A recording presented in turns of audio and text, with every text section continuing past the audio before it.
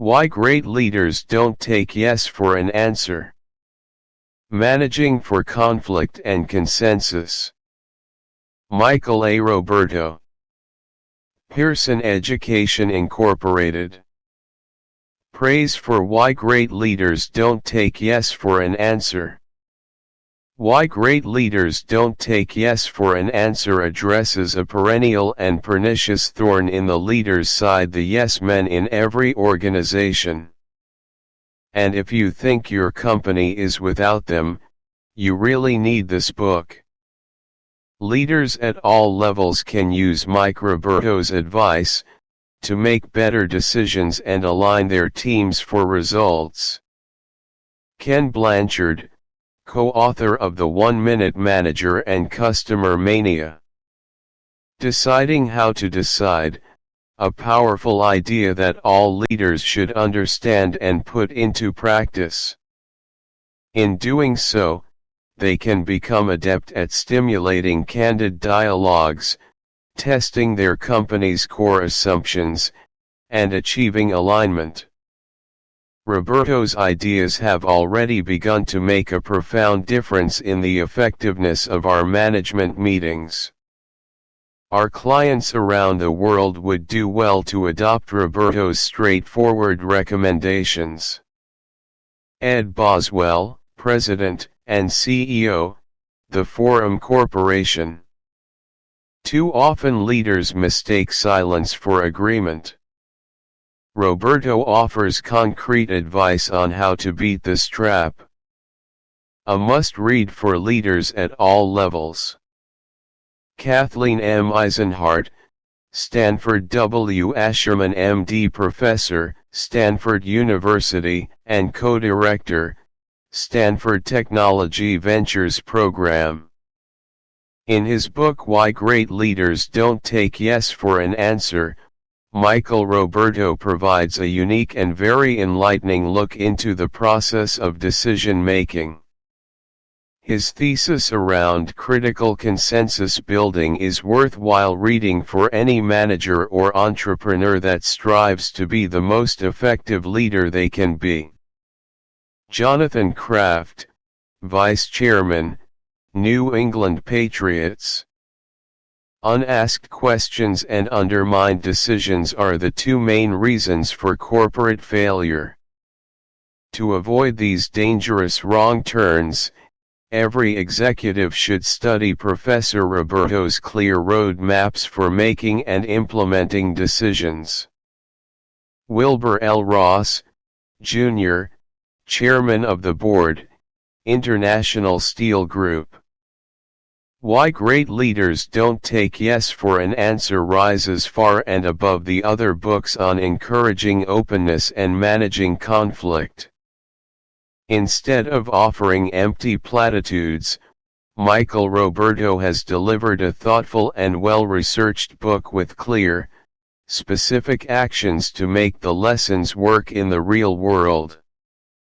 Anyone who supports the clear exchange of ideas can and should benefit from this excellent and thoroughly enjoyable book.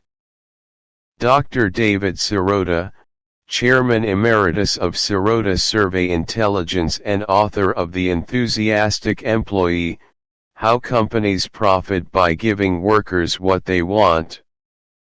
This is a book that should be on every manager's desk. Roberto writes in clear, easy-to-read language about why managing conflict and decision-making in an explicit manner is so important to organizational success. He also gives practical examples of how to do it. The chapter on deciding how to decide alone is worth the price of the book. Sue Annis Hammond, author of The Thin Book of Appreciative Inquiry and consultant, HRD Solutions. One of the best compliments an author can get is for someone to begin reading a book and not put it down until it is finished. This was my experience with Roberto's great tome on leadership. The quotes at the beginning of each chapter are classic. Many of the examples helped me understand some of my best leadership decisions and also a few of my worst in running the specialized investment banking firm I have headed for the past 31 years. There are few really good books on leadership, at least few that I have read. Roberto's is the best. Matthew R. Simmons, author of Twilight in the Desert, The Coming Saudi Oil Shock and the World Economy, and chairman, Simmons and Company International. A great primer for all leaders on the art and science of decision-making. Michael used examples ranging from the disastrous 1996 Everest climb to the Columbia disaster, the Bay of Pigs, and the Cuban Missile Crisis to thoughtfully outline best practices in the process of deciding how to decide. Lawrence N. Stevenson, CEO, Pep Boys. Every executive aspiring to be a good leader should read this book. First, Roberto crashes the myth that holds many back from being good leaders. That is, good leaders need to make the decisions. Instead, Roberto asserts that to be a good leader one must manage the decision-making process, not make the good decisions. But it is Roberto's insight into the decision-making process, or more importantly, the drivers of organizational performance, that is most valuable.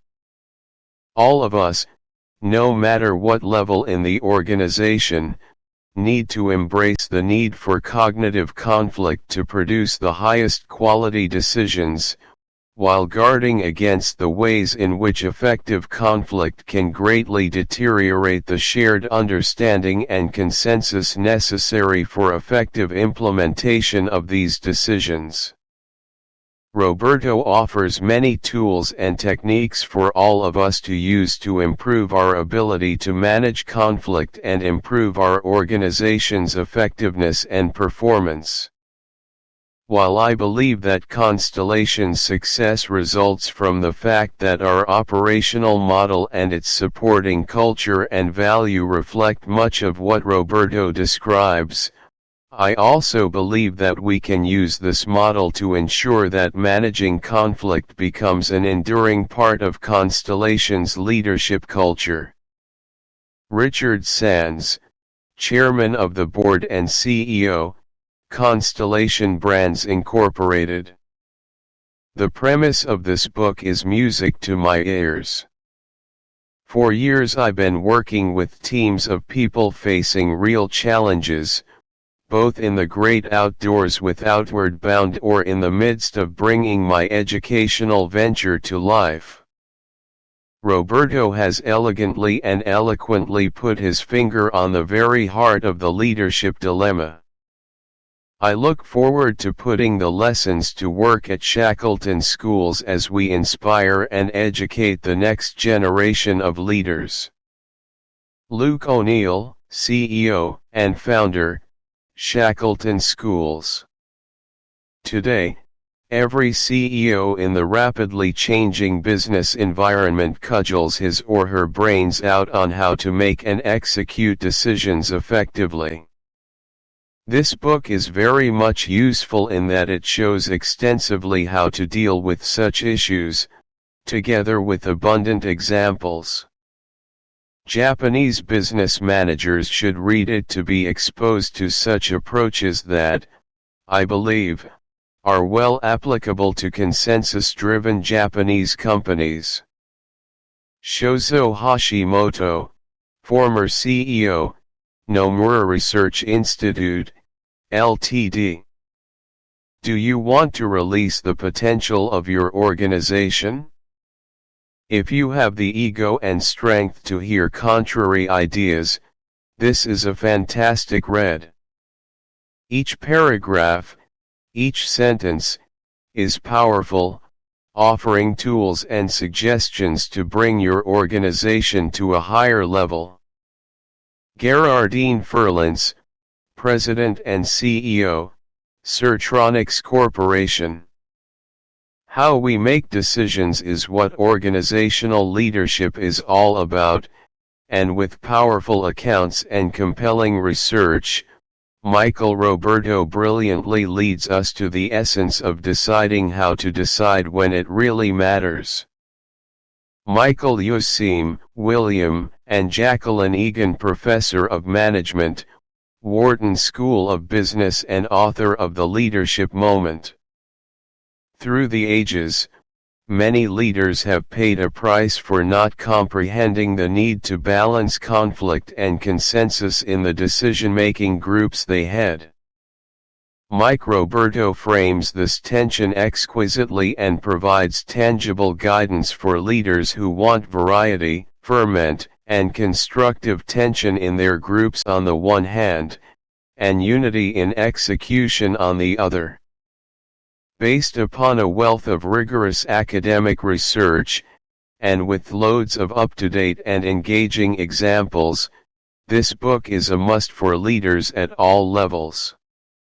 Donald C. Hambrick, Smeal Chaired Professor of Management, Smeal College of Business Administration, The Pennsylvania State University. Michael Roberto has written a soundly researched, yet easy-to-read, practical business book that can ensure that you will make better executive decisions. Read it and profit from its wisdom. Dr. Dre Zygarmy, co-author of The Leader Within and Leadership and the 1-Minute Manager. This book is an important contribution to managerial best practice. Roberto gives an impressive synthesis of original and prior research in writing that is rich, well-crafted, to the point, and studded with compelling case examples.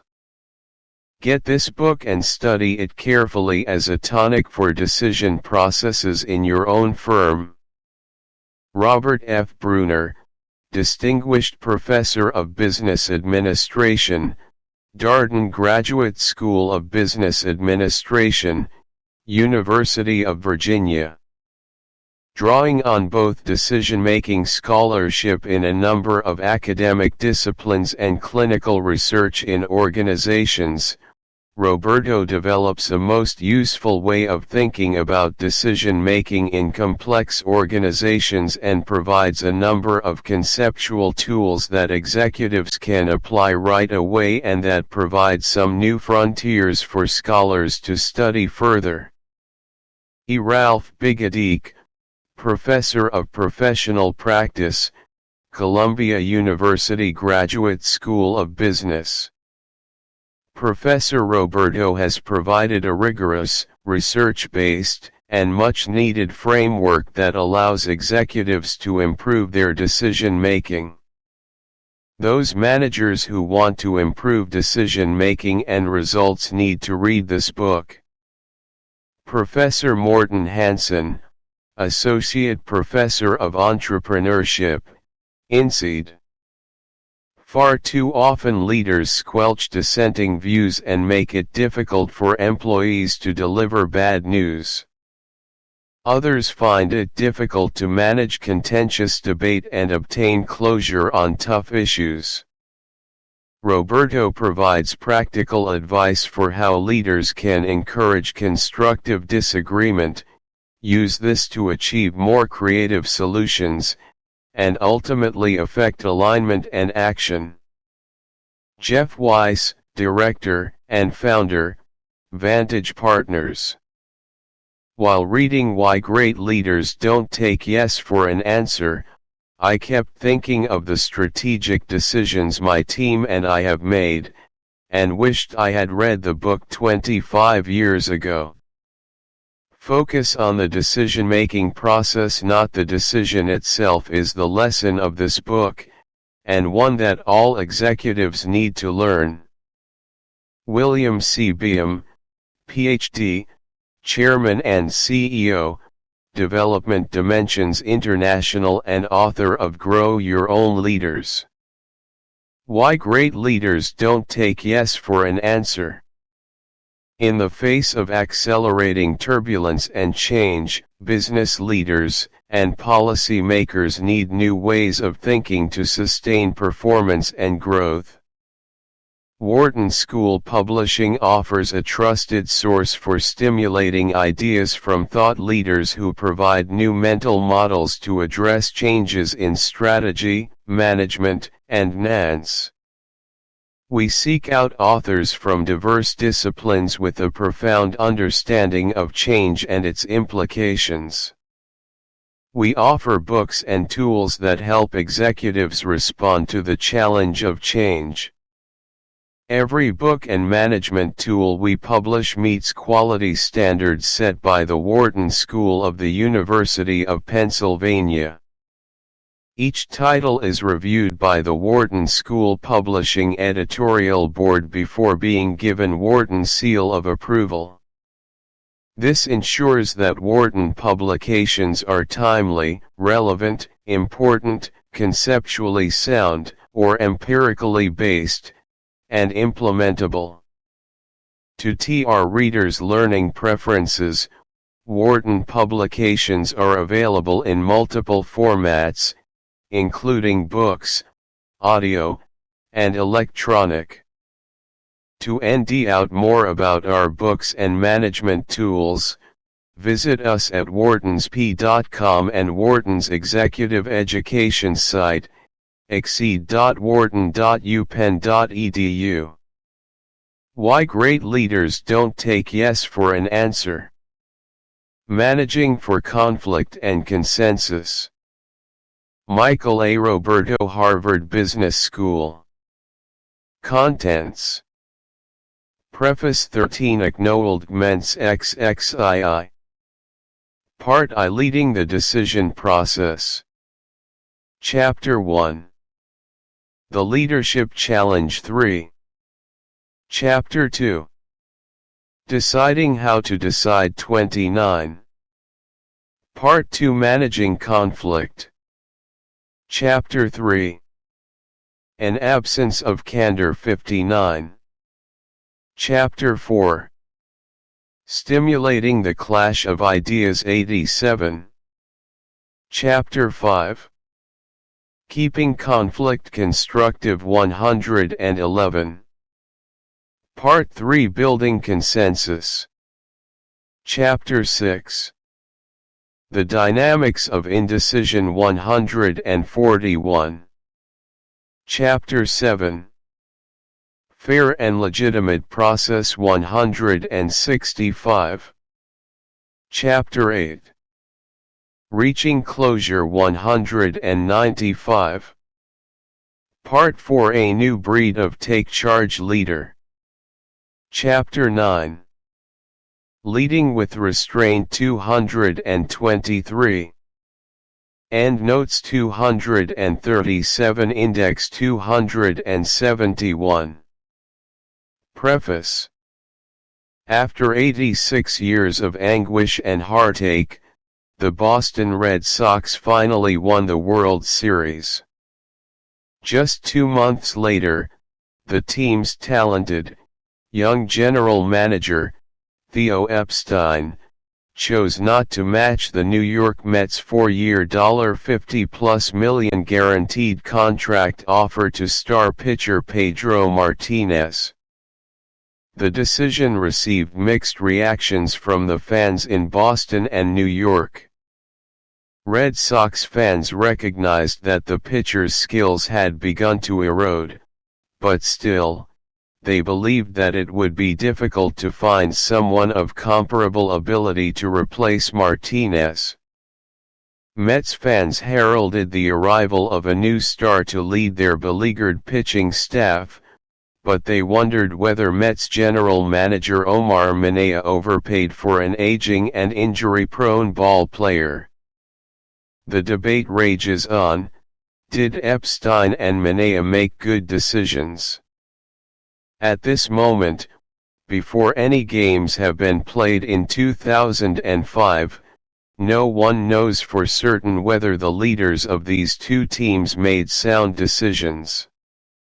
To judge them fairly, we must await the results of the 13. 14. Why great leaders don't take yes for an answer. Upcoming season as well as several campaigns to follow. Then, with the benefit of hindsight, fans and sports writers can evaluate the merits of choosing to sign or not sign Martinez to such a lucrative, long-term contract. We will hold the two general managers to account for the outcomes that the teams achieve, and people will debate how much these specific decisions affected the team's performance. In all types of organizations, from sports franchises to business enterprises to public institutions, leaders often must wait a long time to see the results of the decisions that they make. Should they judge all decisions simply based on the outcomes that their organizations achieve? In this book, I argue that leaders need not wait for the results to measure their decision-making effectiveness. Instead, leaders ought to take a hard look at the process that they are employing to make critical choices. Outcomes cannot be measured for months or perhaps years. The decision process can be evaluated in real time, as the choice is being made. Epstein and Minea cannot control fully the outcomes that their teams achieve in the years ahead. Yet, in here and now, they can shape and influence the nature of the decision processes that their organizations employ. In so doing, the general managers can raise or lower the odds that they and their management teams can make sound choices. Think for a moment about a decision that you and your team or organization is currently trying to make. Have you considered multiple alternatives? Have you surfaced and tested your assumptions carefully? Did dissenting views emerge during your deliberations, and have you given those ideas proper consideration? Are you building high levels of commitment and shared understanding among those who will be responsible for implementing the decision? The answers to these questions and a number of others help us to evaluate the quality of an organization's decision-making process. The core premise of this book is that a high-quality process tends to enhance the probability of achieving positive outcomes. Therefore, a leader can have an enormous impact through his management of an. Preface. 15. Organizations' decision-making processes. Good process does not simply mean sound analytics, i.e., the best use of the latest strategy framework or quantitative financial evaluation technique. Good process entails the astute management of the social, political, and emotional aspects of decision-making as well. Decision-making in complex organizations is far from a purely intellectual exercise, as most experienced managers know. Thus, an effective leader does not just produce positive results by weighing in on the content of critical choices in a wise and thoughtful manner, he also has a substantial impact by shaping and influencing how those decisions are made. In this book, I make two fundamental arguments with regard to how leaders can enhance the quality of their decision-making processes.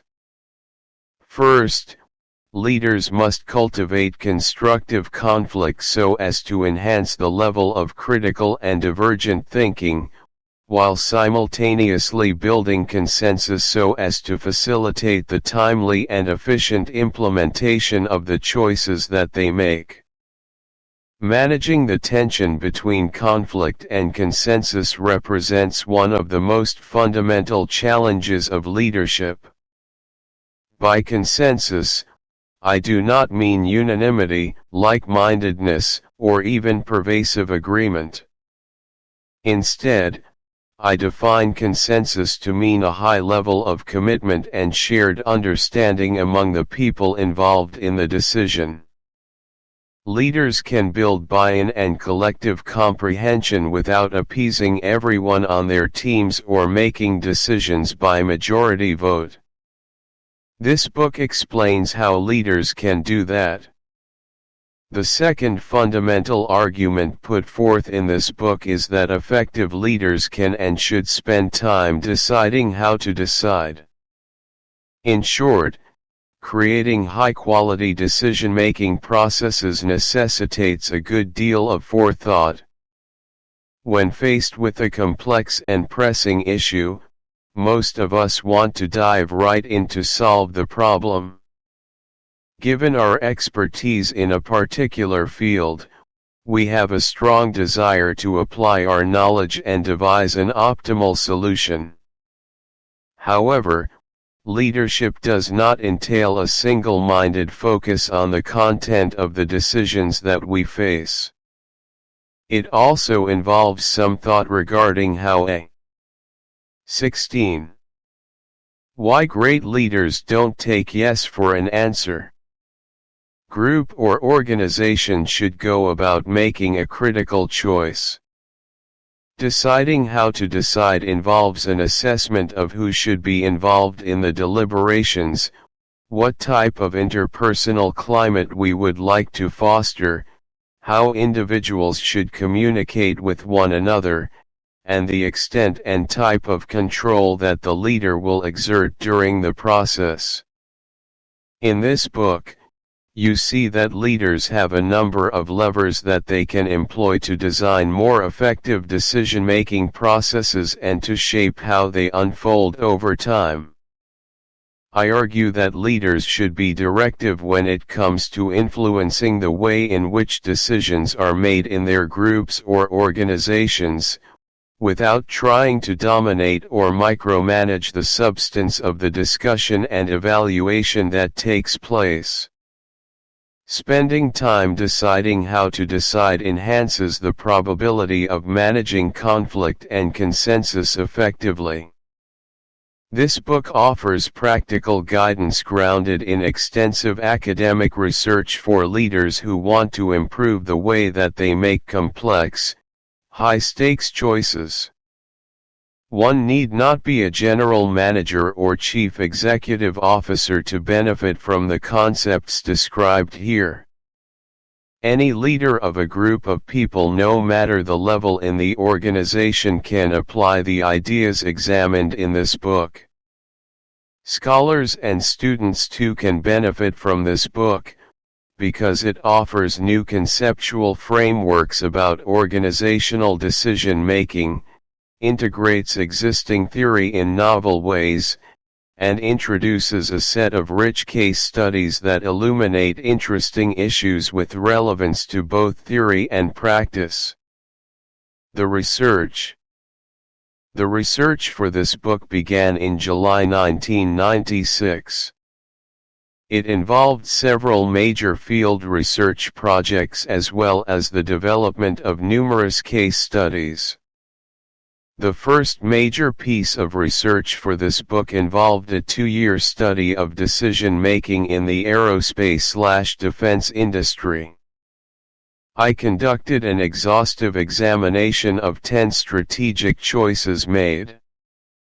Preface. 17.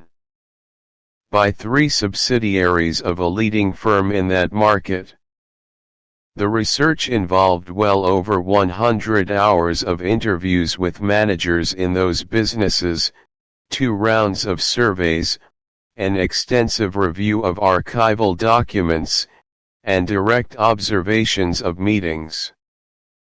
By immersing myself in these organizations, I became intimately familiar with how these executives managed conflict and consensus more or less effectively. This book contains many examples from this body of research, although one should note that names of individuals and firms have been disguised for confidentiality reasons.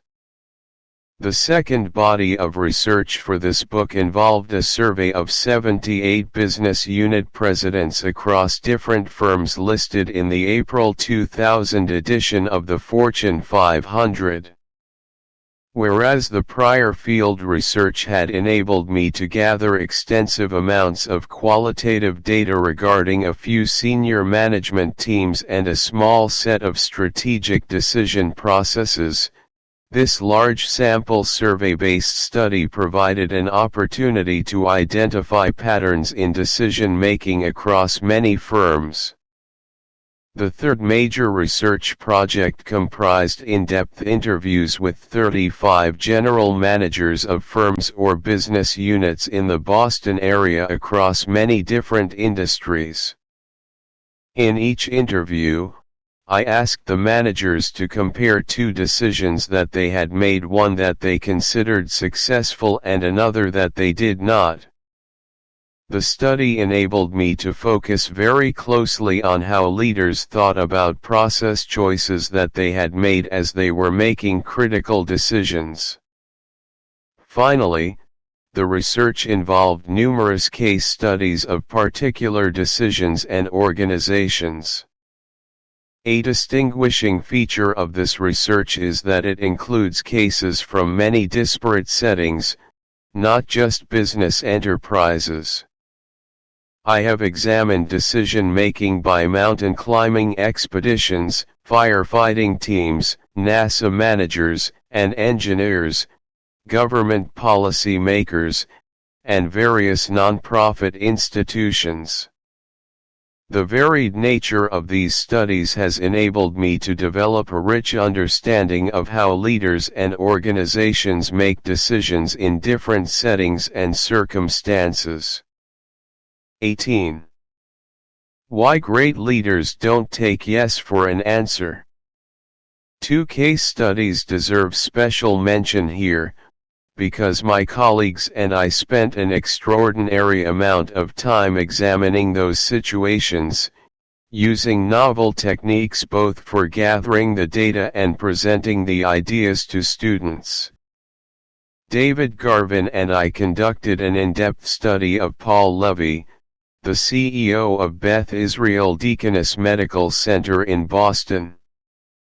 The case, which we impart to students in multimedia format, proves distinctive because we tracked his turnaround of the organization in real time from the moment he took over as the chief executive.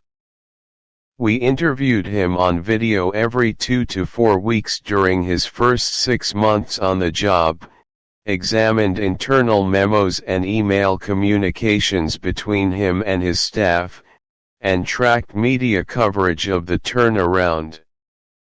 This unique study gave us an up-close look at how a leader made decisions during a radical change effort, as well as how he altered the rather dysfunctional culture of decision-making that existed in the hospital at the time.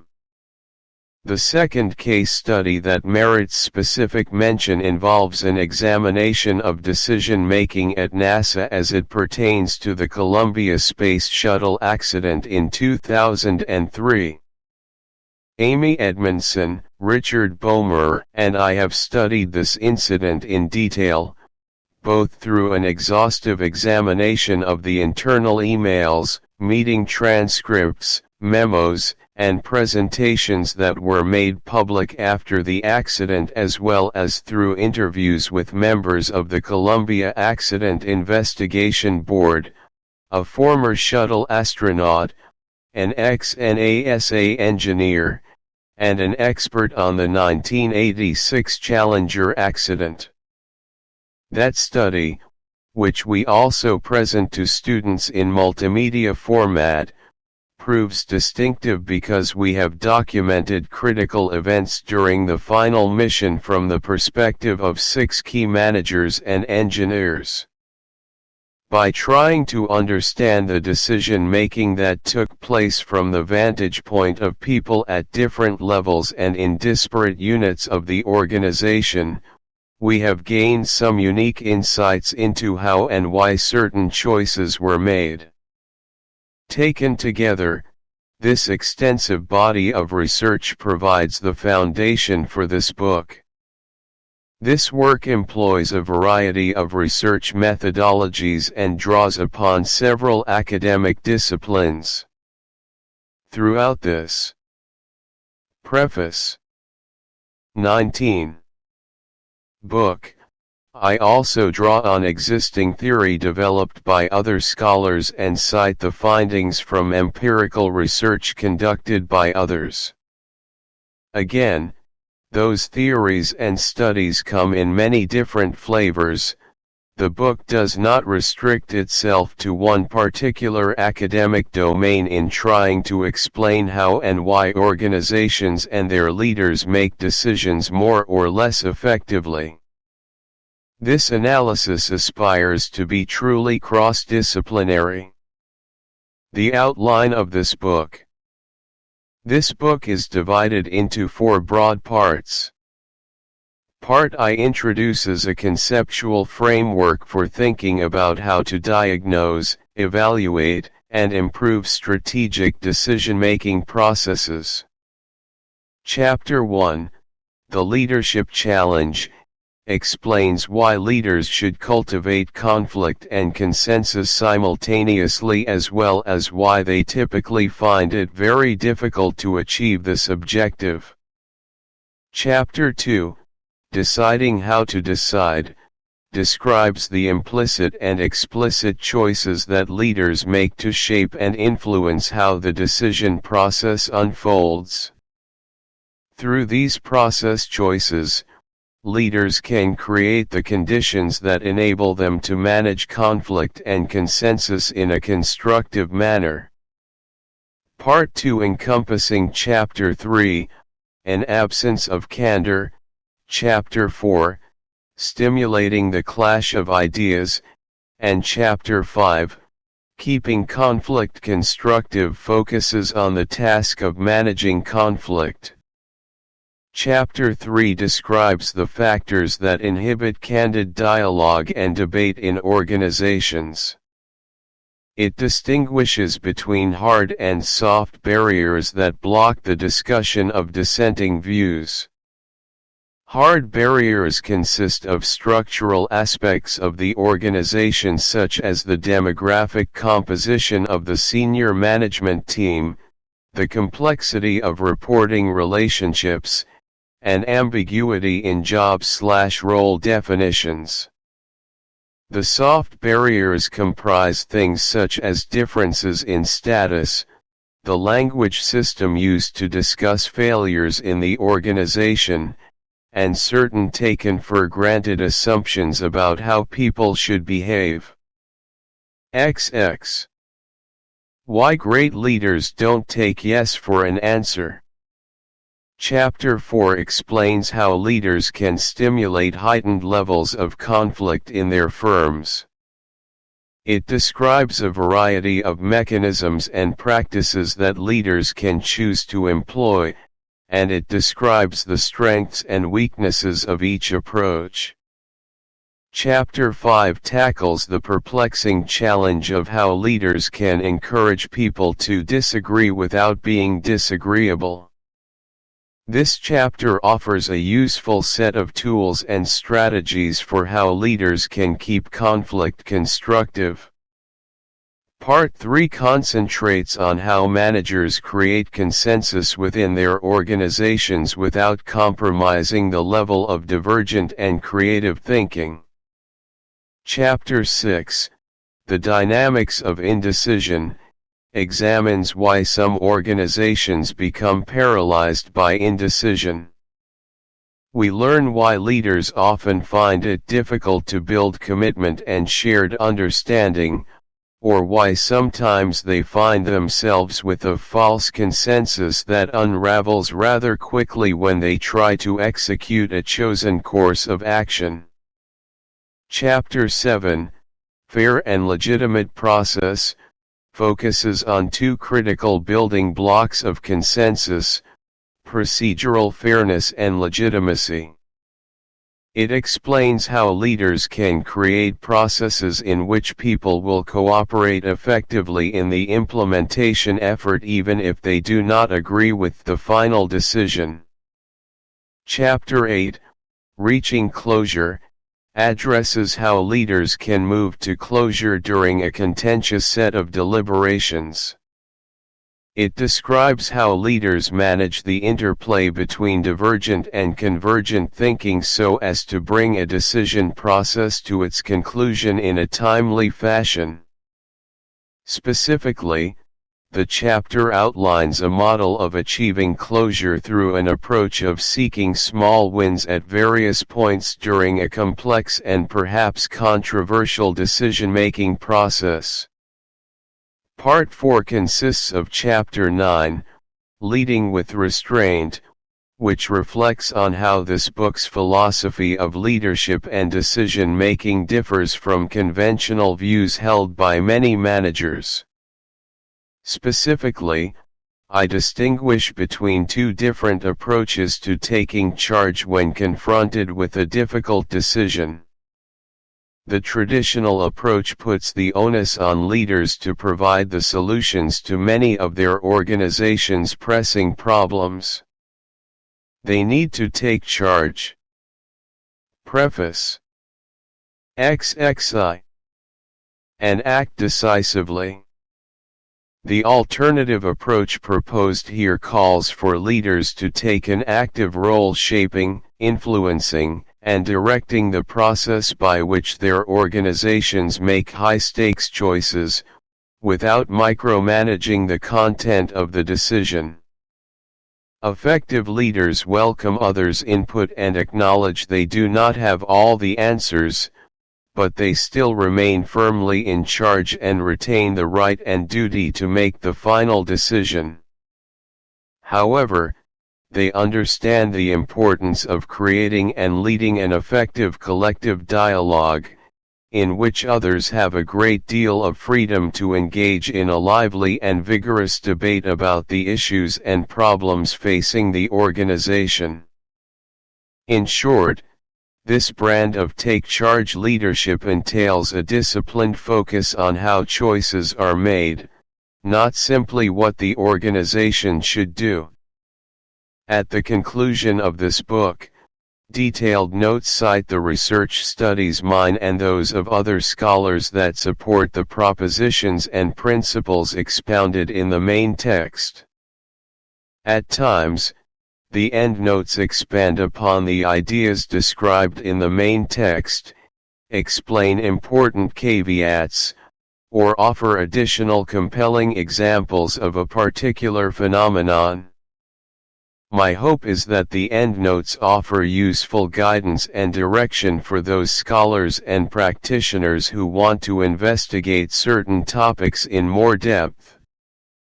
Throughout this book, you will recognize a strong recurring theme, namely, that leaders must strive for a delicate balance of assertiveness and restraint. As you will see, the critical question for leaders becomes not whether they should be forceful and directive as they make strategic choices, but how they ought to exert their influence and control over the decision-making process. As you begin to read the pages that follow, I hope that you take time to reflect on past choices and to scrutinize the way in which you went about making those decisions. Moreover, I hope that you will consider experimenting with the techniques described here so as to not only enhance your probability of making sound choices, but also increase the likelihood that others will dedicate themselves enthusiastically to the execution of your plans. Acknowledgements. This book could not have been written without the cooperation of those individuals who provided me remarkable access to their organizations, participated in interviews, completed surveys, and permitted me to observe them at work. Hundreds of insightful practitioners spent countless hours with me over the past 8 years, patiently and conscientiously answering each of my questions. They provided me a rich picture of the reality of organizational decision-making, complete with all its challenges and pitfalls. I appreciate their candor and openness. These skilled and experienced practitioners taught me a great deal. My students deserve a special acknowledgement as well. As they discussed many of the cases in this book, they offered distinctive insights based on their work and life experiences. They pushed my thinking and forced me to sharpen my ideas. I am grateful for the opportunity to have worked with so many talented participants in the MBA and executive education programs at Harvard Business School. These individuals remind me each and every day that a teacher cannot truly teach unless he strives to learn from, and with, his students. I owe a tremendous debt to my colleagues with whom I have collaborated over the past few years on numerous articles and case studies. Many ideas in this book emerged from my work with talented scholars such as David Garvin, Amy Edmondson, Michael Watkins, Richard Boehmer, Lynn Levesque, and Anita Tucker. I have tried to acknowledgements. XXIII. Give them proper credit throughout this book, as evidenced by the numerous citations in which their names appear. I want to especially thank David Garvin for serving as a mentor to me since my first days as a doctoral student at Harvard. He is a talented teacher and scholar with a deep understanding of management practice. Our collaborative endeavors have been a constant source of knowledge and insight for me. Amy Edmondson also has had a unique impact. She often points out how much she has learned from me. In reality, however, it is I who has done the lion's share of the learning in our work together. Several other academic colleagues have been extremely helpful throughout the research process. Joe Bauer, Jay Lorsch, Teresa Amabile, Ralph Bigadeek, Jan Rivkin, David Ager, Mark Kotlier, and Michael Rayner have influenced my thinking a great deal, provided me wise advice, and offered their support and encouragement over the years. Ann Smith and another anonymous reviewer read each chapter of the book carefully, and their comments strengthened the manuscript considerably. In addition, I am grateful to the Harvard Business School Division of Research for providing the funding for this research. Faculty cannot produce case studies and research papers on their own. They need a great deal of help from many talented individuals. My research associates Erica Furlance, Gina Carioja, and Laura Feldman worked diligently to help me develop many of the case studies that are described here. Dave Habib, David Lieberman, Melissa Daly, and Chris Lamott contributed their extensive technological skill and expertise in the development of two innovative multimedia case studies that are cited throughout this book, and which have received widespread accolades from students and practitioners. Trudy Bostian has provided superb administrative support for the past 5 years, and Andy Truax transcribed more hours of taped interviews than I could possibly count as I conducted the field research. XXIV. Why great leaders don't take yes for an answer. My editors at Pearson Education have provided encouragement, feedback, and sage advice. I am grateful to Tim Moore for convincing me to embark on this project and for being so supportive along the way. Paula Sinnott and Russ Hall read each chapter with care and offered suggestions for improvement, and Gina Knaus led the production team that copy-edited the text and put the final product together. Most importantly, I am indebted to my family.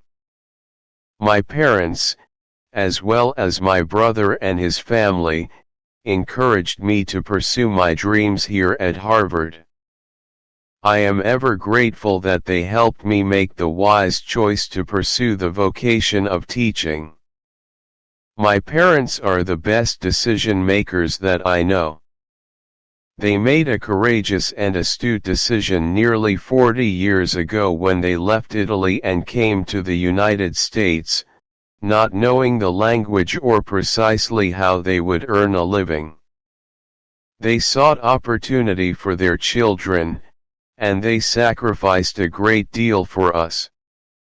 Non potet legro scrivere l'inglese, ma siete più studi della maggior parte di professori dei eruditi, compreso me.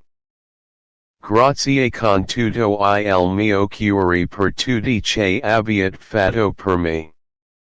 Finally, my children, Celia and Grace, remind me always that learning can be joyful, that curiosity leads to wonderful new discoveries, and that play stimulates our minds. Their hugs and infectious smiles erased any frustrations that emerged as I wrote this book. I made the best decision of my life when I chose to marry the kindest and most compassionate person whom I have ever met.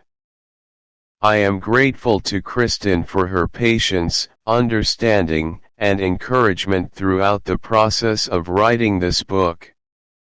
With the utmost gratitude to her, I close with the sentiments expressed by Nobel Prize-winning author Pearl Buck, who once wrote, "The person who tries to live alone will not succeed as a human being.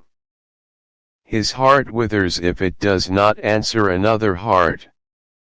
His mind shrinks away if he hears only the echoes of his own thoughts and finds no other inspiration." Part I. Leading the decision process. 1. This page intentionally left blank. 1. The Leadership Challenge. Diversity in Council, Unity in Command. Cyrus the Great. In February 2003, the Columbia Space Shuttle disintegrated while re-entering the Earth's atmosphere.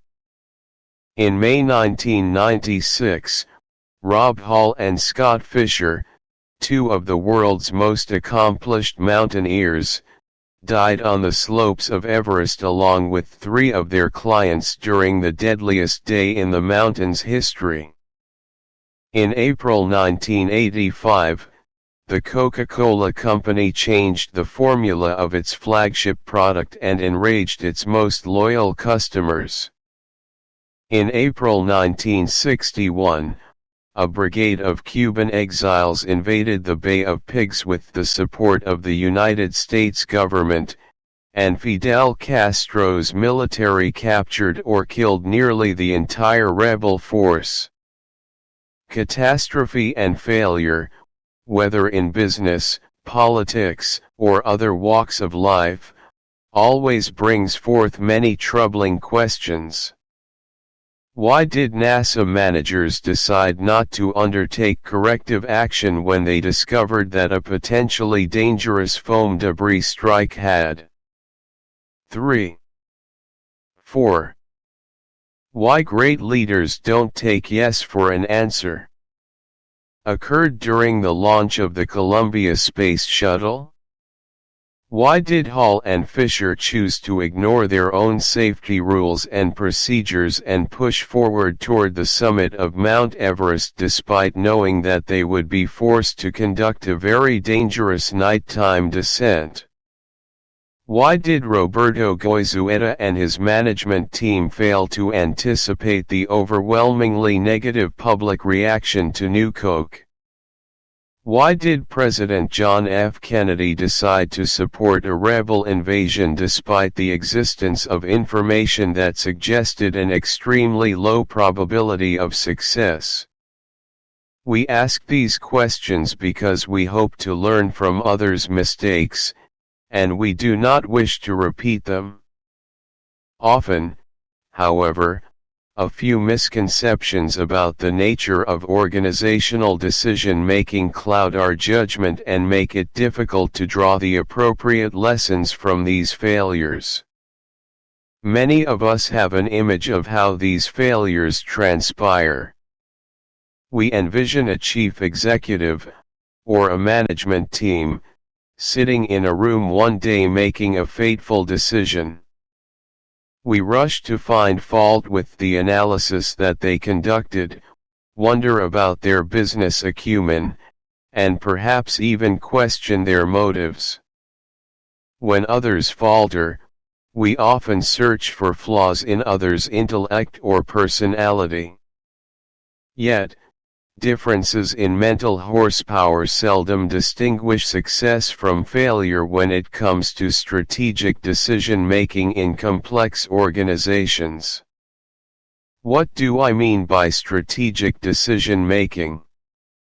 Strategic choices occur when the stakes are high, ambiguity and novelty characterize the situation, and the decision represents a substantial commitment of financial, physical, and/or human resources.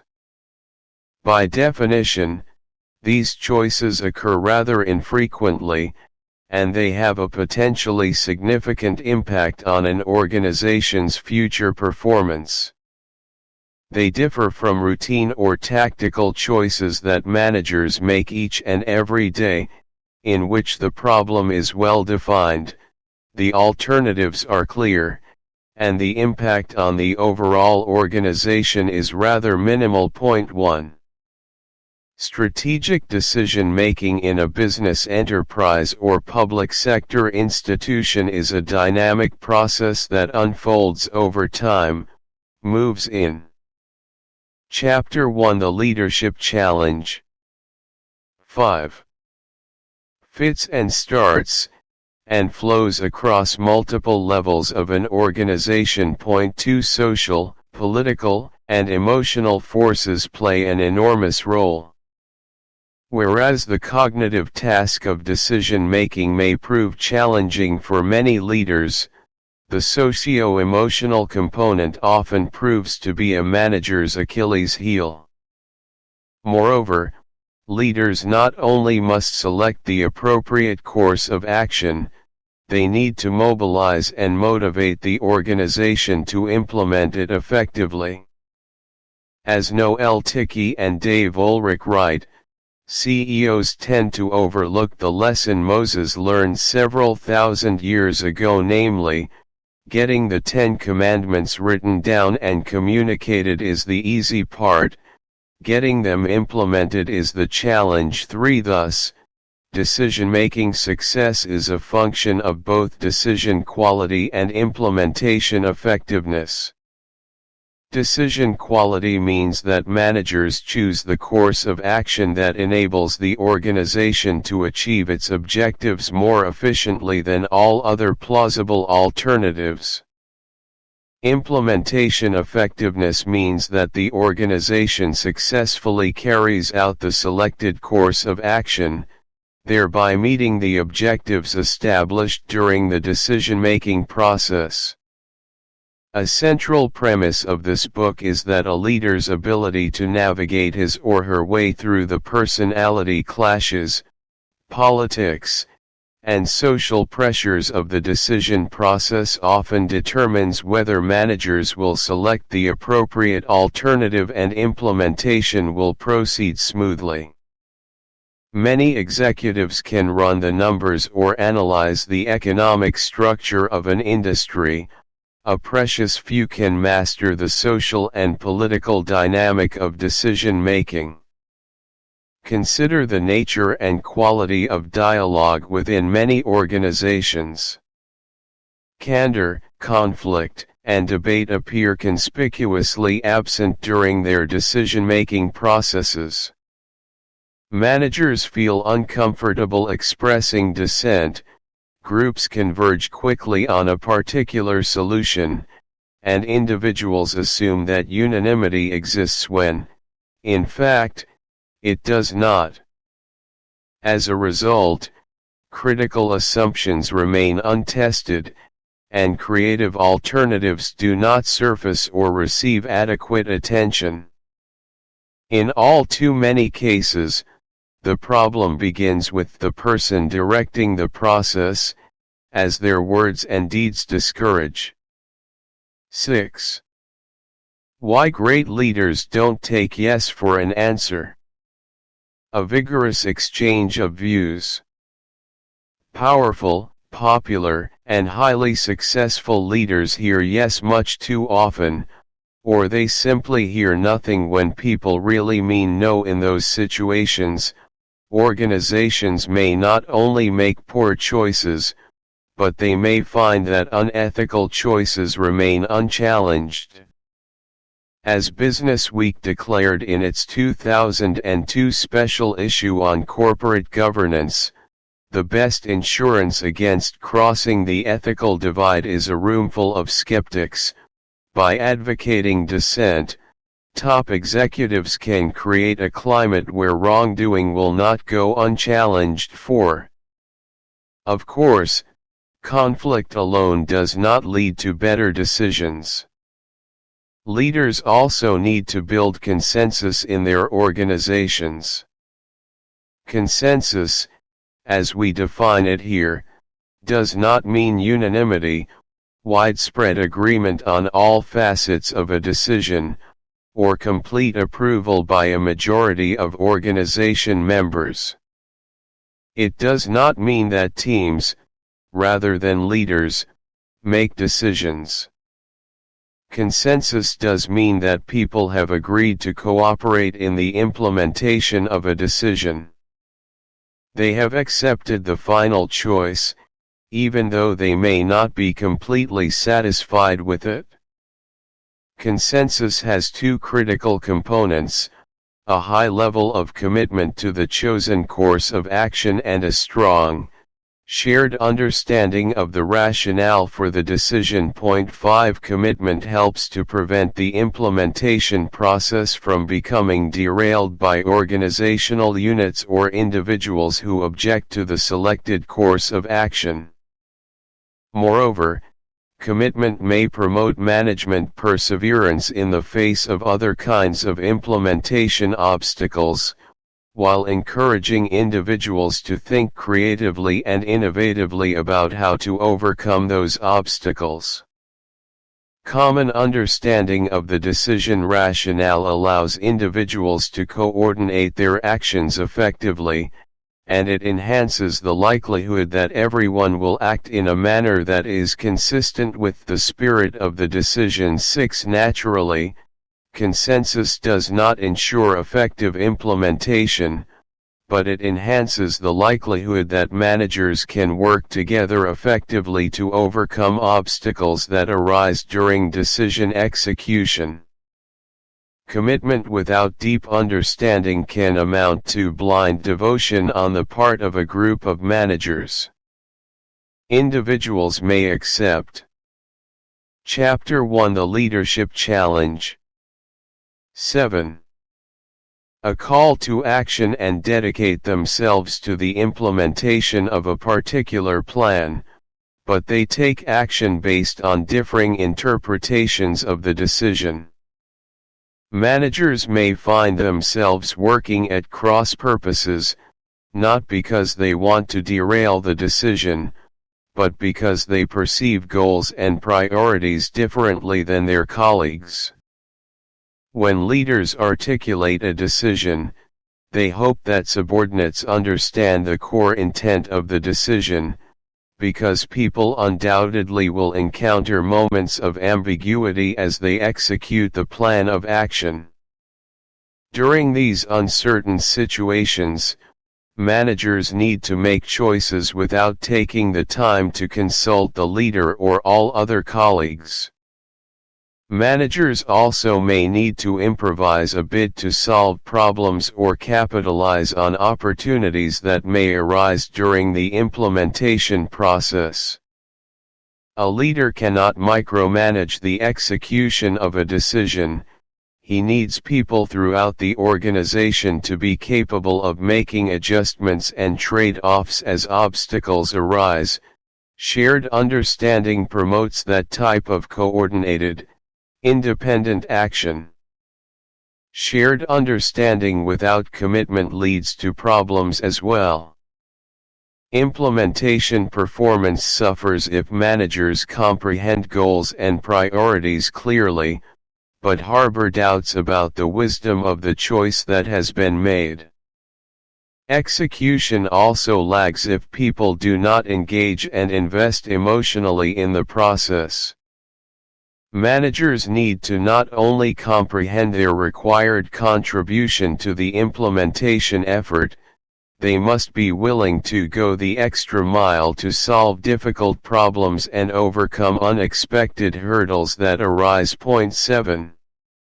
Unfortunately, if executives engage in vigorous debate during the decision process, people may walk away dissatisfied with the outcome, disgruntled with their colleagues, and not fully dedicated to the implementation effort. Conflict may diminish consensus, and thereby hinder the execution of a chosen course of action, as Figure 1:1 illustrates. Herein lies a fundamental dilemma for leaders. How does one foster conflict and dissent to enhance decision quality while simultaneously building the consensus required to implement decisions effectively? In short, how does one achieve diversity in 8. Why great leaders don't take yes for an answer. Counsel, Unity in Command. The purpose of this book is to help leaders tackle this daunting challenge. Plus. Conflict. Decision quality. Organizational performance. Plus. Consensus. Implementation effectiveness. Plus. Figure 1:1. The effects of conflict and consensus. Decision-making myths. When we read about a CEO's failed strategy in Business Week, or analyze the actions of the manager profiled in a case study at Harvard Business School, we often ask ourselves, how could that individual make such a stupid decision?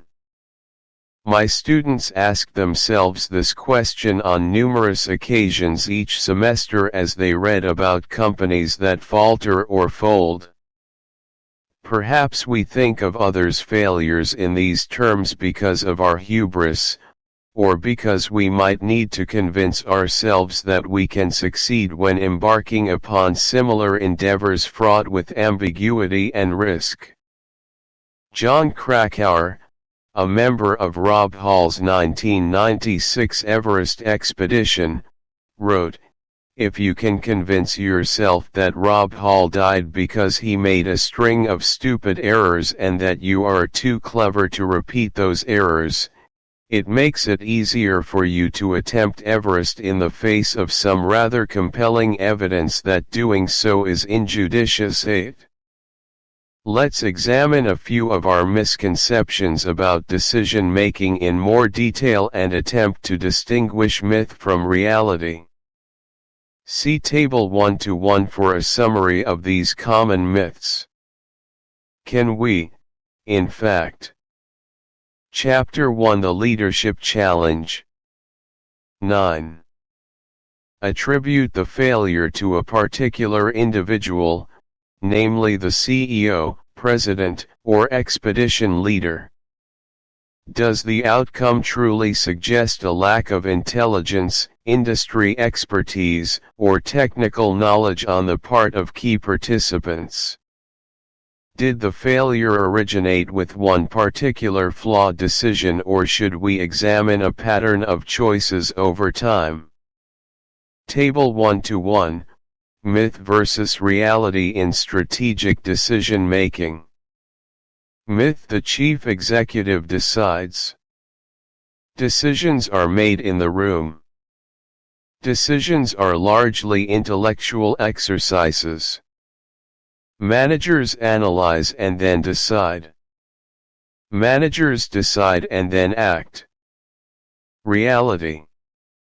Strategic decision-making entails simultaneous activity by people at multiple levels of the organization. Much of the real work occurs offline, in one-on-one conversations or small subgroups, not around a conference table.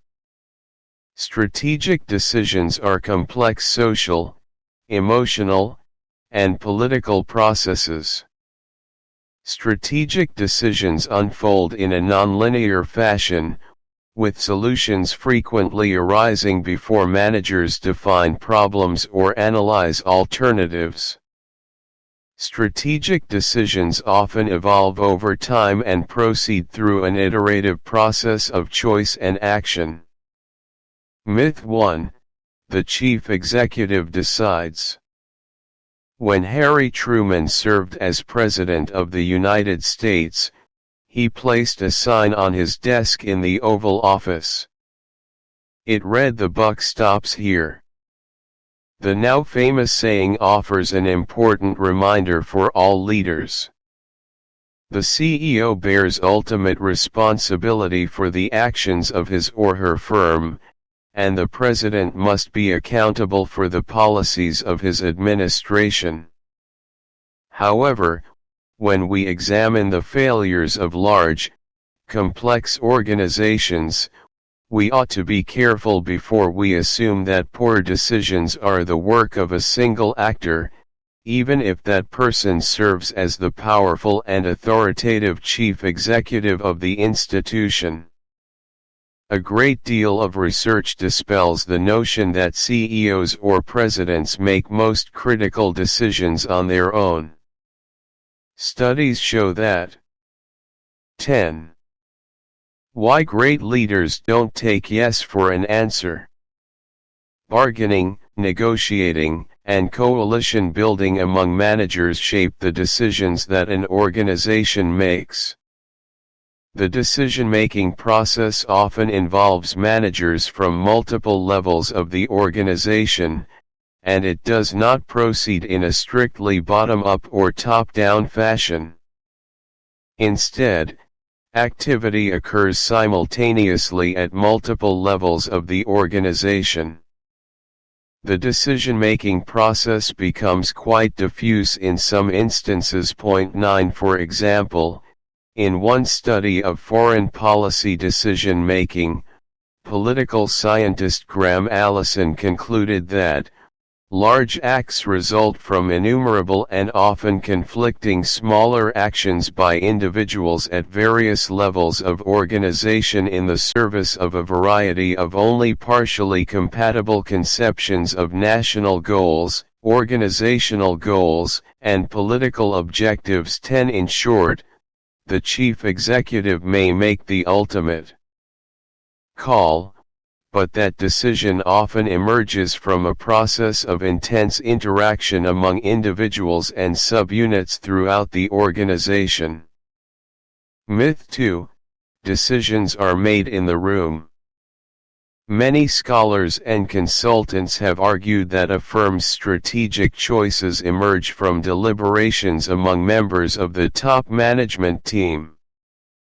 However, this concept of a senior team may be a bit misleading. 11 As management scholar Donald Hambrick wrote, Many top management teams may have little teamness to them. If so, this is at odds with the implicit image of an executive conference table where officers convene to discuss problems and make major judgments. 12. In most organizations, strategic choices do not occur during the chief executive staff meetings with his direct reports. In James Bryan Quinn's research, he reported that an executive once told him, "When I was younger, I always conceived of a room where all these strategic concepts were worked out for the whole company. Later, I didn't find any such room." 13. In my research, I have found that crucial conversations occur offline during one-on-one interactions and Chapter 1 The Leadership Challenge. 11. Informal meetings of subgroups. People lobby their colleagues or superiors prior to meetings, and they bounce ideas off one another before presenting proposals to the entire management team. Managers garner commitment from key constituents prior to taking a public stance on an issue. Formal staff meetings often become an occasion for ratifying choices that have already been made, rather than a forum for real decision-making. 14. Myth 3. Decisions are largely intellectual exercises. Many people think of decision-making as a largely cognitive endeavor. In school and at work, we learn that smart people think through issues carefully, gather data, conduct comprehensive analysis, and then choose a course of action. Perhaps they apply a bit of intuition and a few lessons from experience as well. Poor decisions must result from a lack of intelligence, insufficient expertise in a particular domain, or a failure to conduct rigorous analysis. Psychologists offer a slightly more forgiving explanation for faulty choices.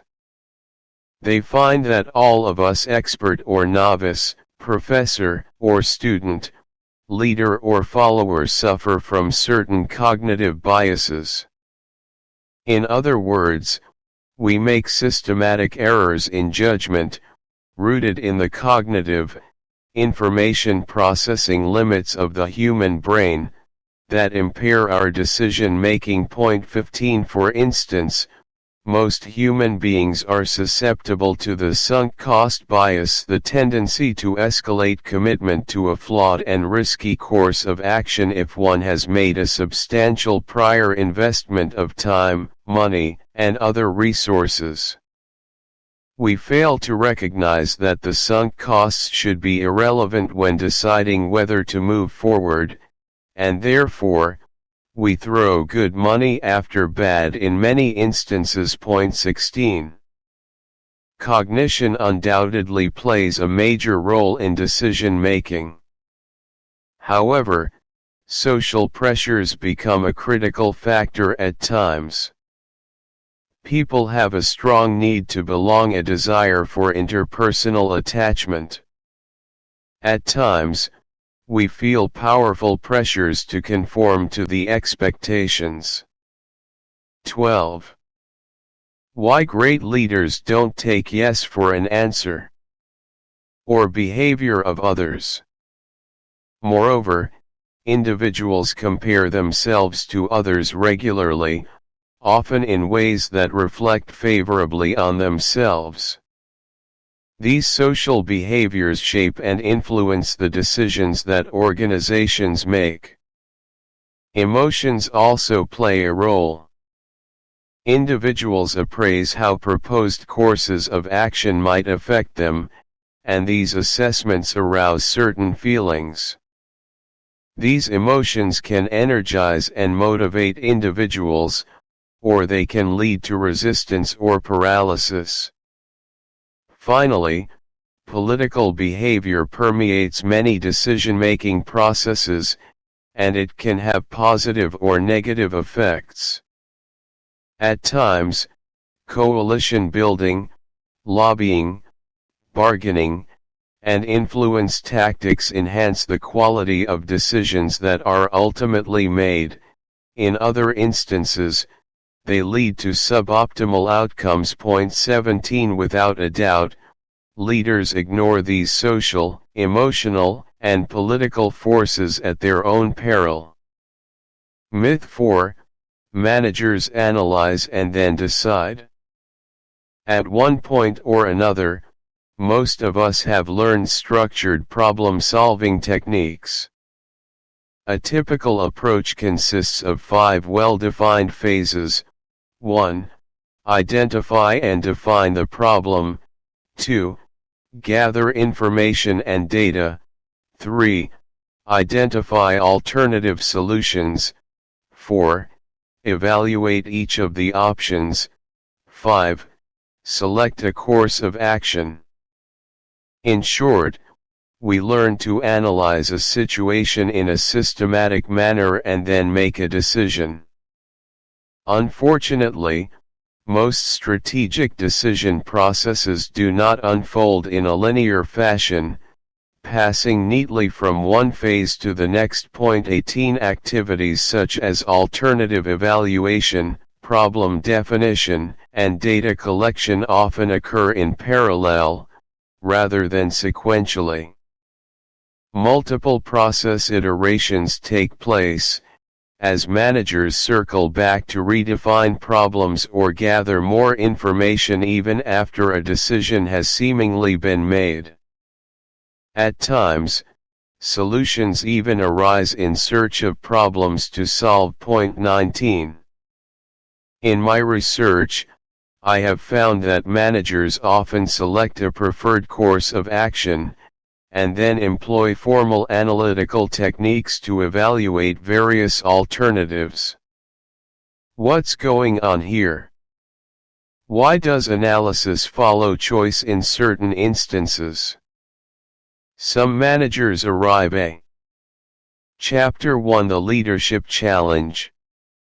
13.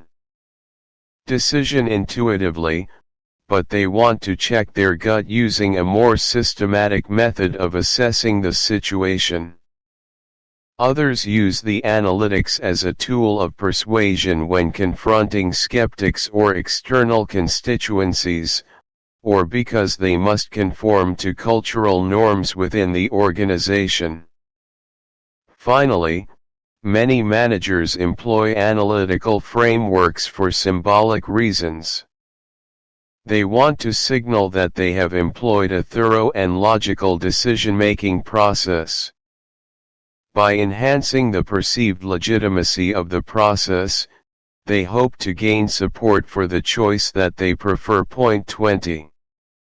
Consider the story of the Ford Mustang, one of the most remarkable and surprising new product launches in auto industry history.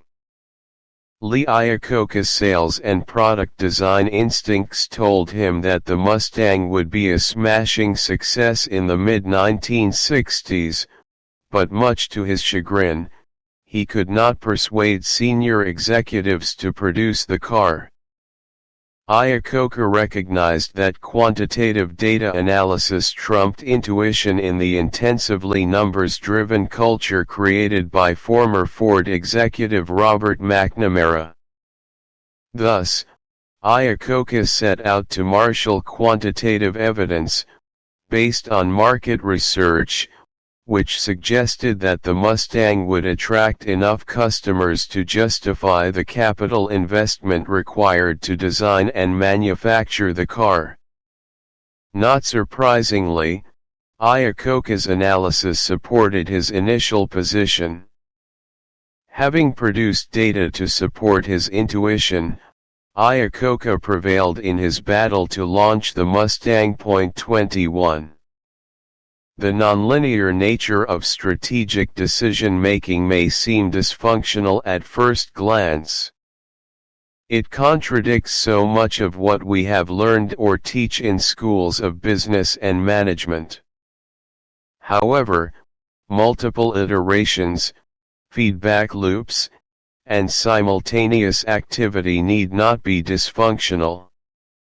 A great deal of learning and improvement can occur as a decision process proceeds in fits and starts. Some nonlinear processes may be fraught with dysfunctional political behavior, but without a doubt, effective decision-making involves a healthy dose of reflection, revision, and learning over time. 14. Why great leaders don't take yes for an answer. Myth 5, managers decide and then act. Consider the case of a firm apparently pursuing a diversification strategy. We might believe that executives made a choice at a specific point in time to enter new markets or seek growth opportunities beyond the core business. In reality, however, we may not find a clear starting or ending point for that decision process. Instead, the diversification decision may have evolved over time, as multiple parties investigated new technologies, grappled with declining growth in the core business, and considered how to invest excess cash flow. Executives might have witnessed certain actions taking place at various points in the organization and then engaged in a process of retrospective sense-making, interpretation, and synthesis. Point 22. From this interplay between thought and action, a decision emerged. Point 23. In my research, I studied an aerospace and defense firm's decision to invest more than $200 million in a new shipbuilding facility. The project completely transformed the organization's manufacturing process. When asked about the timing of the decision, one executive commented to me, "The decision to do this didn't come in November of 1996, it didn't come in February of 1997, it didn't come in May of 1997. You know, there was a concept, and the concept evolved." The implementation process did not follow neatly after a choice had been made. Instead, actions pertaining to the execution of the decision become intermingled with the deliberations regarding whether and how to proceed. The project gained momentum over time, and by the time the board of directors met to formally approve the project, everyone understood that the decision had already been made. Managing reality. When Jack Welch took over as CEO of General Electric, he exhorted his managers to face reality, see the world the way it is, not the way you wish it were. 24. This advice certainly applies to the challenge of Chapter 1, the Leadership Challenge. 15. Managing high-stakes decision-making processes in complex and dynamic organizations.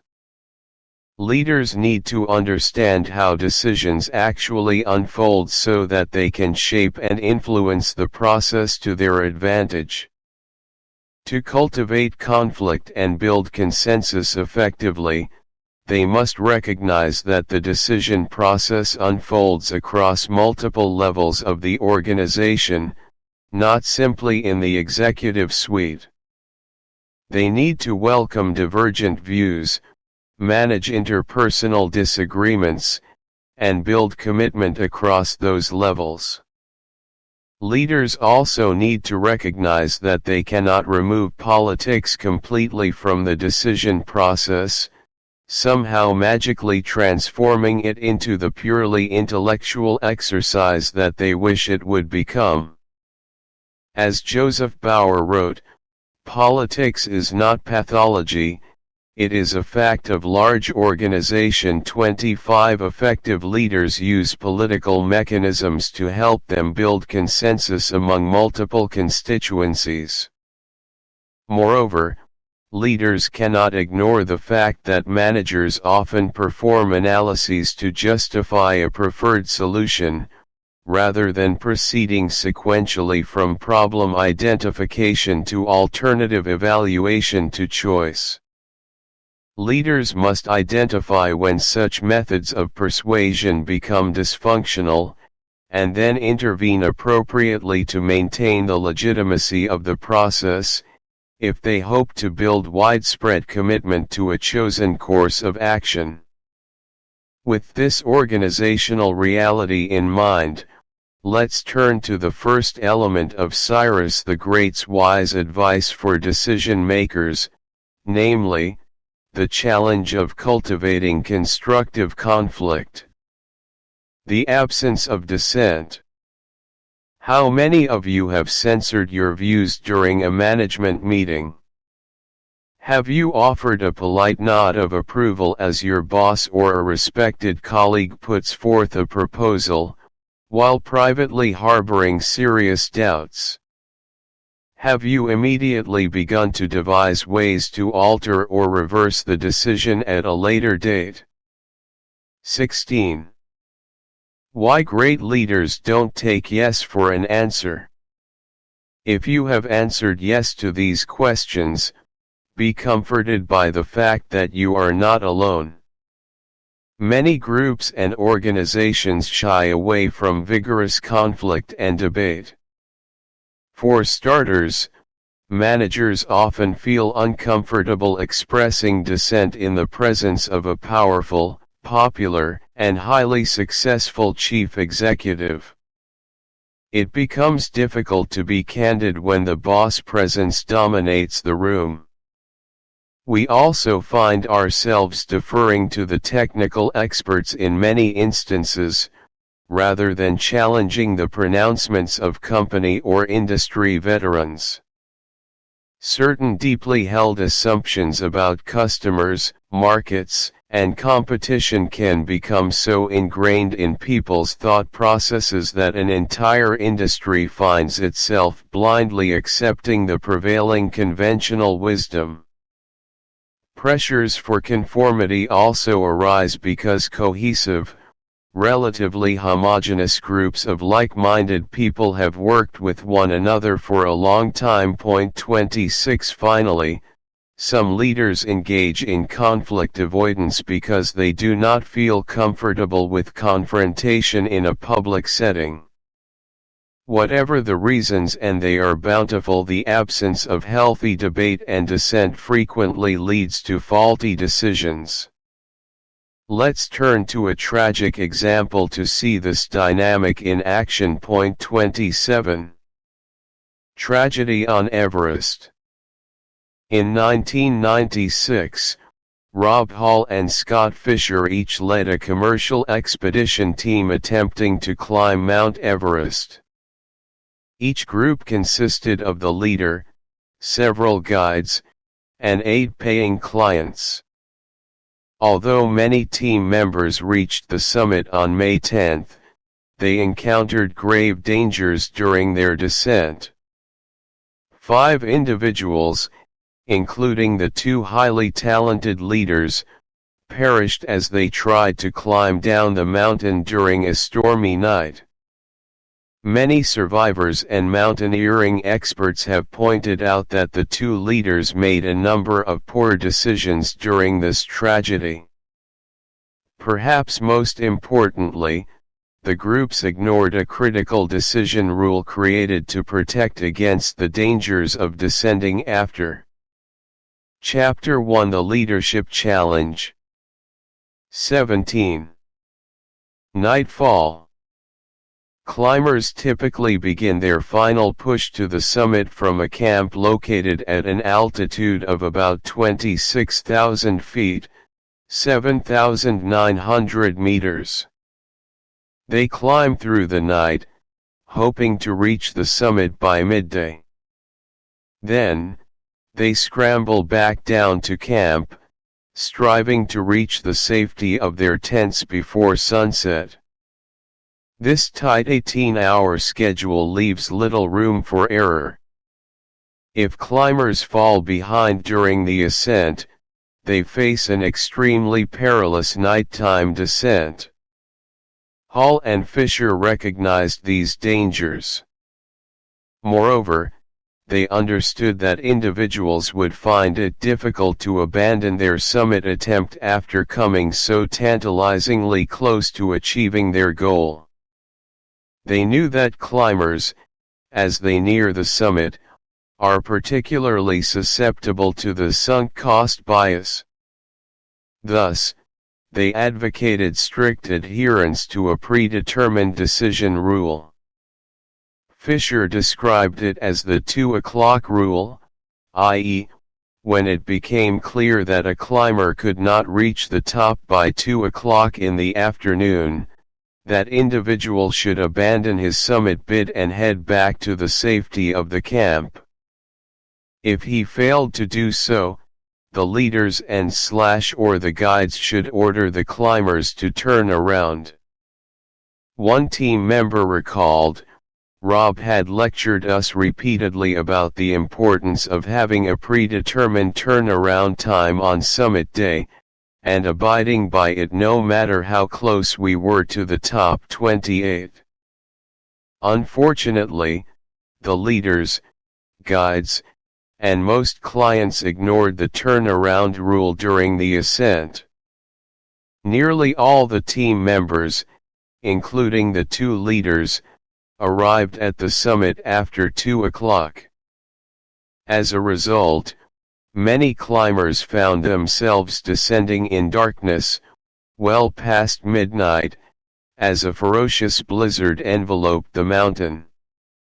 Not only did 5 people die, many others barely escaped with their lives.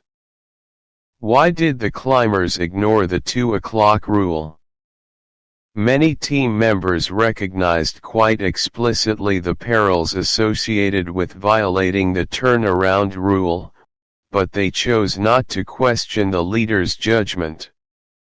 The groups never engaged in an open and candid dialogue regarding the choice to push ahead.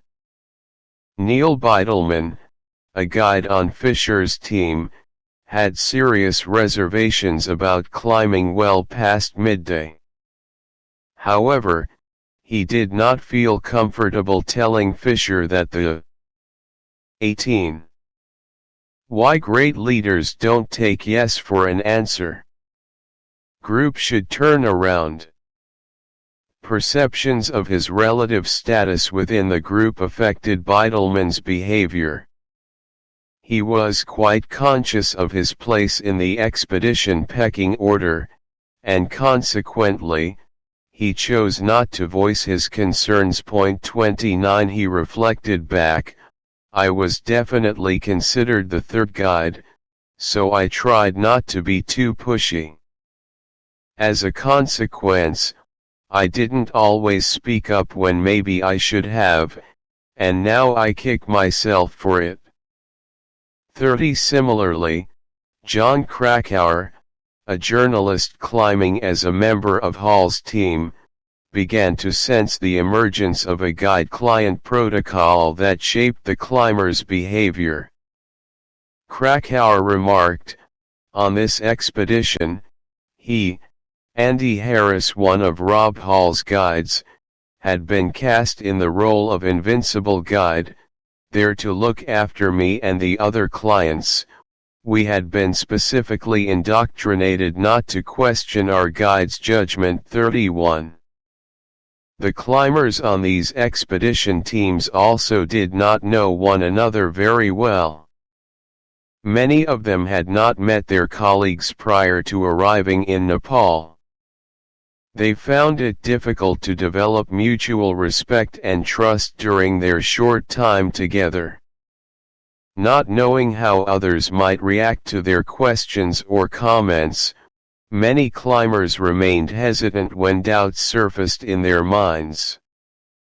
Russian guide Anatoly Bukreev, who did not have a strong command of the English language, found it especially difficult to build relationships with his teammates. Consequently, he did not express his concerns about key aspects of the leader's plans, for fear of how others might react to his opinions. Regretfully, he later wrote, "I tried not to be too argumentative, choosing instead to downplay my intuitions." 32. Hall also made it clear to his team during the early days of the expedition that he would not welcome disagreement and debate during the ascent. He believed that others should defer to him because of his vast mountain climbing expertise and remarkable track record of guiding clients to the summit of Everest. After all, Hall had guided a total of 39 clients to the top during 4 prior expeditions. He offered a stern pronouncement during the early days of the climb, "I will tolerate no dissension up there. My word will be absolute law, beyond." Chapter 1: The Leadership Challenge.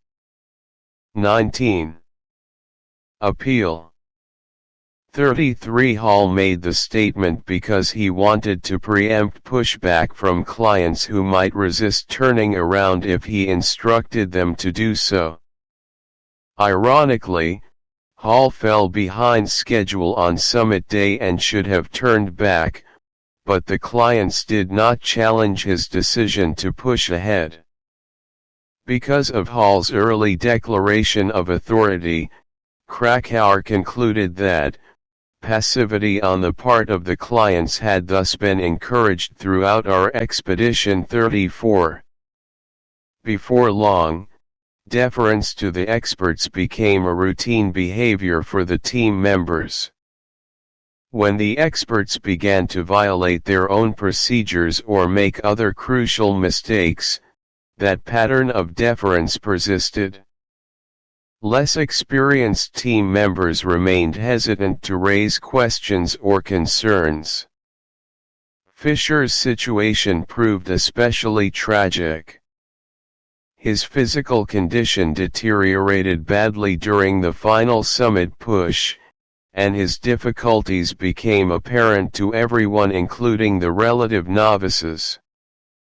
He struggled to put one foot in front of the other, yet nobody discussed Fisher's exhausted appearance or suggested that he should retreat down the slopes. 35.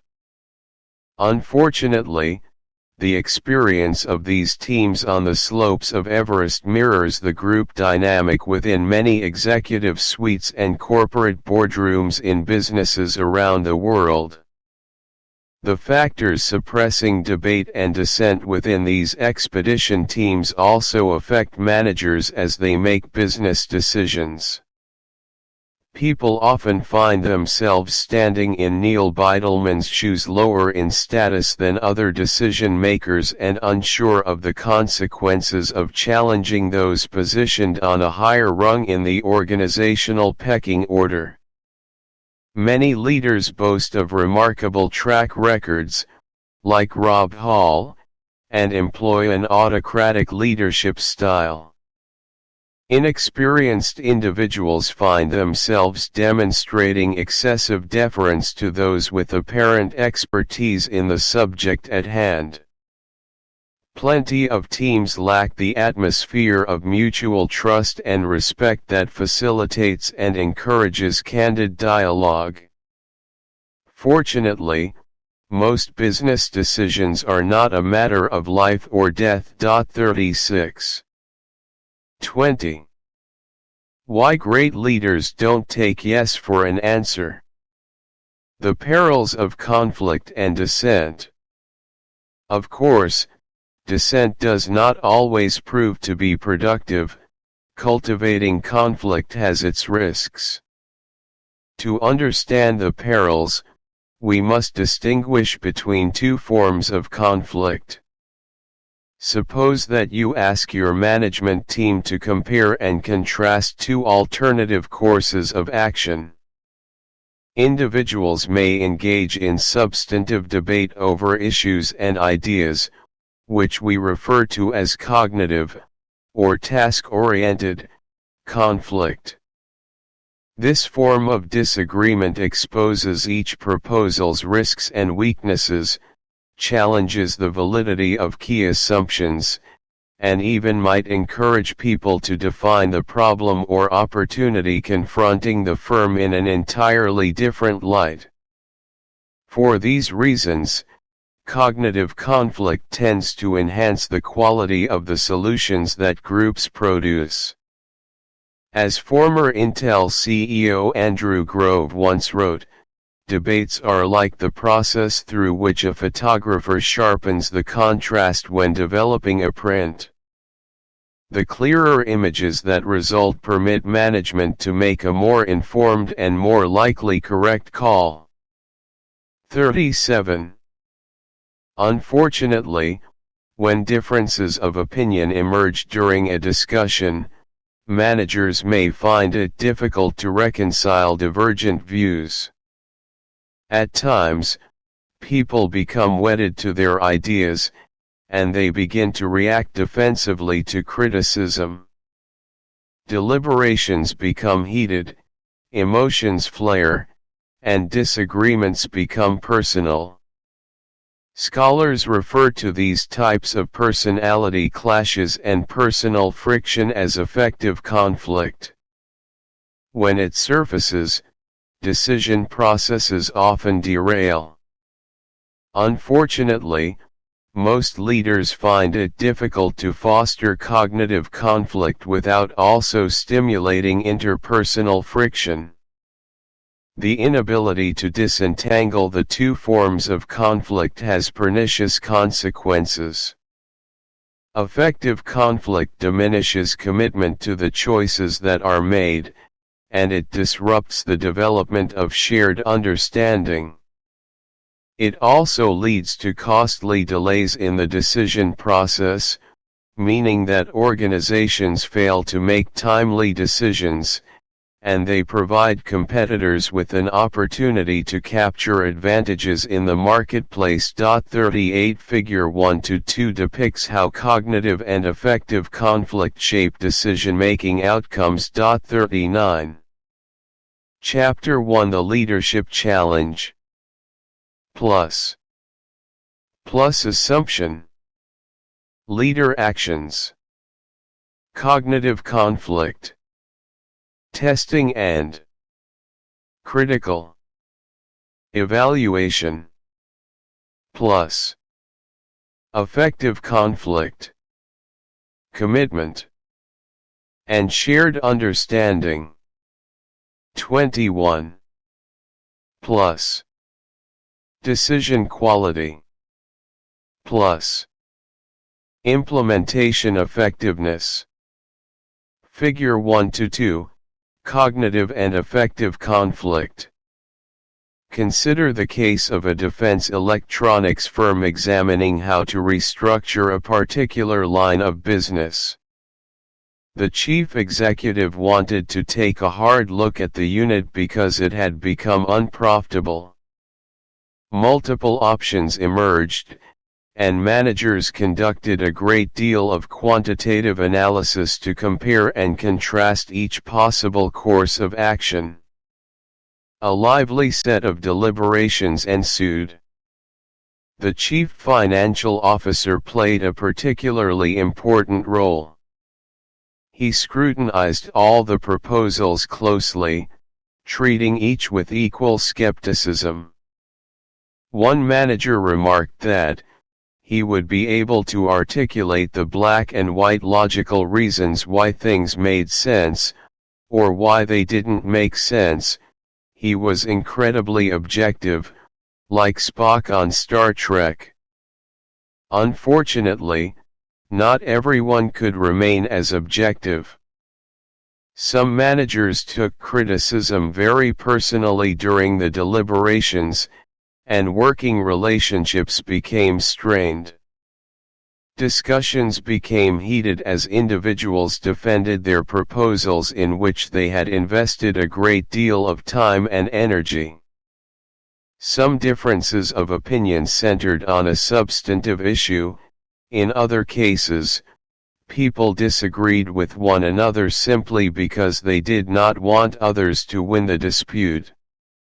As one executive commented, "We could have put the legitimate roadblocks on the table, and separated those from the emotional roadblocks. We would have been much better off. But we put them all in the same pot and had trouble sorting out which were real and which weren't." Ultimately.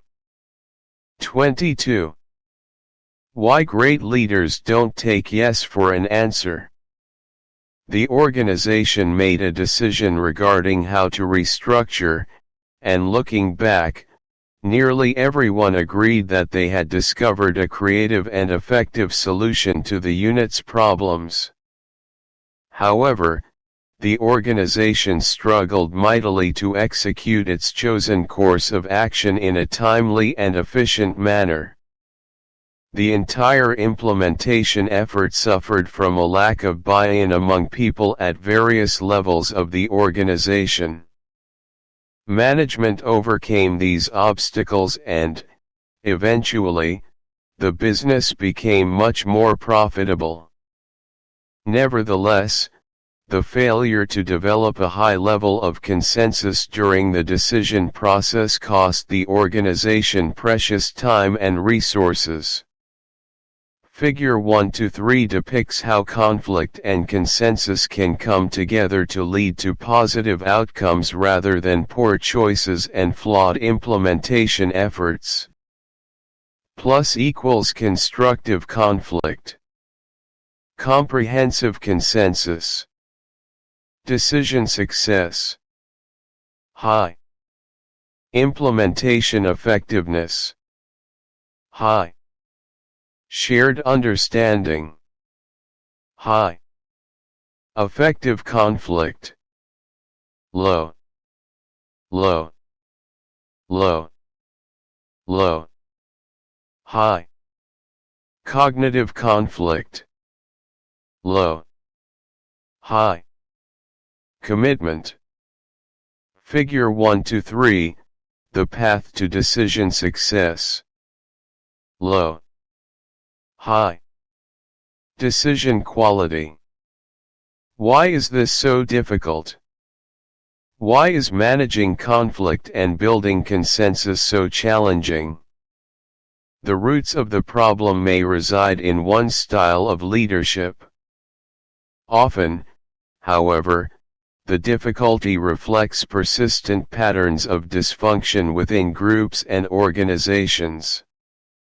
Let's try to understand a few sources of difficulty that leaders must overcome as they shape and direct decision processes.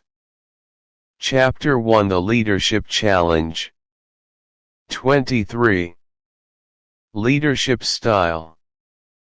Leaders may have certain personal preferences and attributes that make it difficult to cultivate constructive conflict and/or build consensus within their organizations. For instance, some executives may be uncomfortable with confrontation, and therefore, they tend to avoid vigorous debates at all costs. They shy away from cognitive conflict because loud voices and sharp criticism simply make them uneasy. Others may be highly introverted, and consequently, they may discover that their employees find it difficult to discern their intentions as well as the rationale that they have employed to make decisions. Some executives prefer to manage by fear and intimidation, and they enjoy imposing their will on organizations.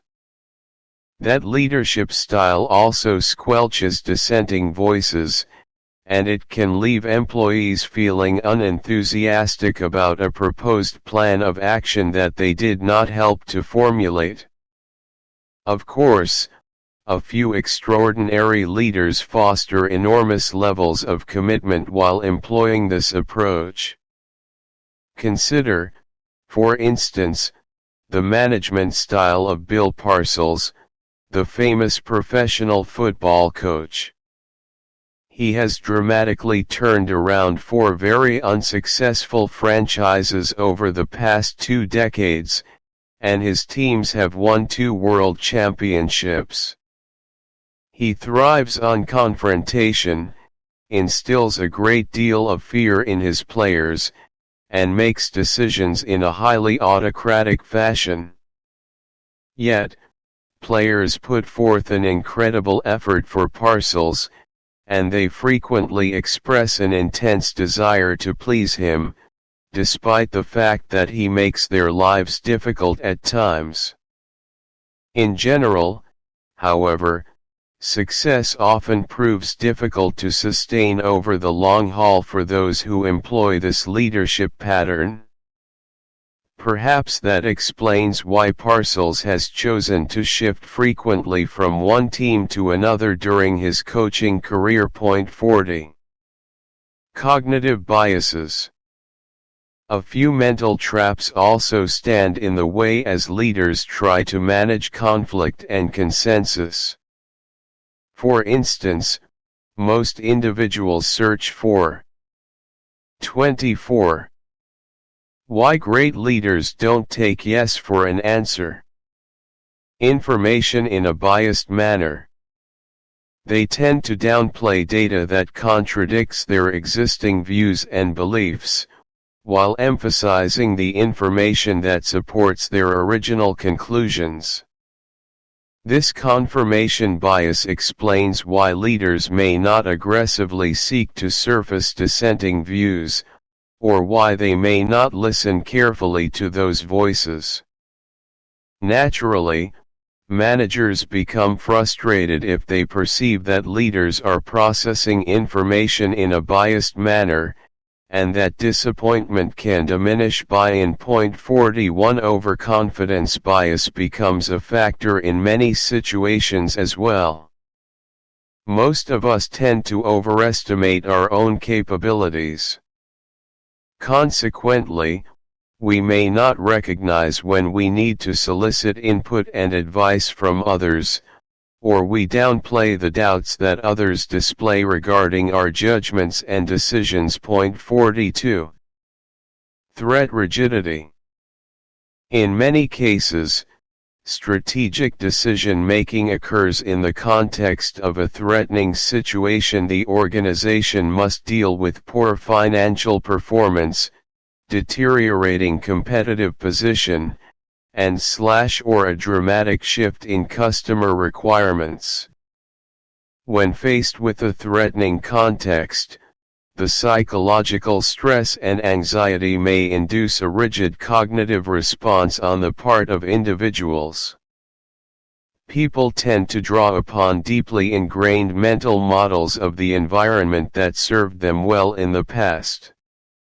Individuals also constrict their information gathering efforts, and they revert to the comfort of well-learned practices and routines. This cognitive rigidity impairs a leader's ability to surface and discuss a wide range of dissenting views. To make matters worse, factors at the group and organizational level complement and reinforce this inflexible and dysfunctional response to threatening problems. Consequently, organizational decision processes become characterized by restricted information processing, a constrained search for solutions, a reduction in the breadth of participants, and increased reliance on formal communication procedures. 43. Chapter 1: The Leadership Challenge. 25. In-groups versus out-groups. As people work together throughout the decision process, they have a natural tendency to categorize other members of the groups in which they interact. They classify some people as similar to them, the in-group, and others as quite different based on a few salient demographic characteristics or professional attributes, the out-group. For instance, an engineer may distinguish those group members with similar functional backgrounds from individuals who have spent their careers working in finance or marketing. In general, people tend to perceive in-group members in a positive light and out-group members in a negative light. These perceptions shape the way that individuals interact with one another.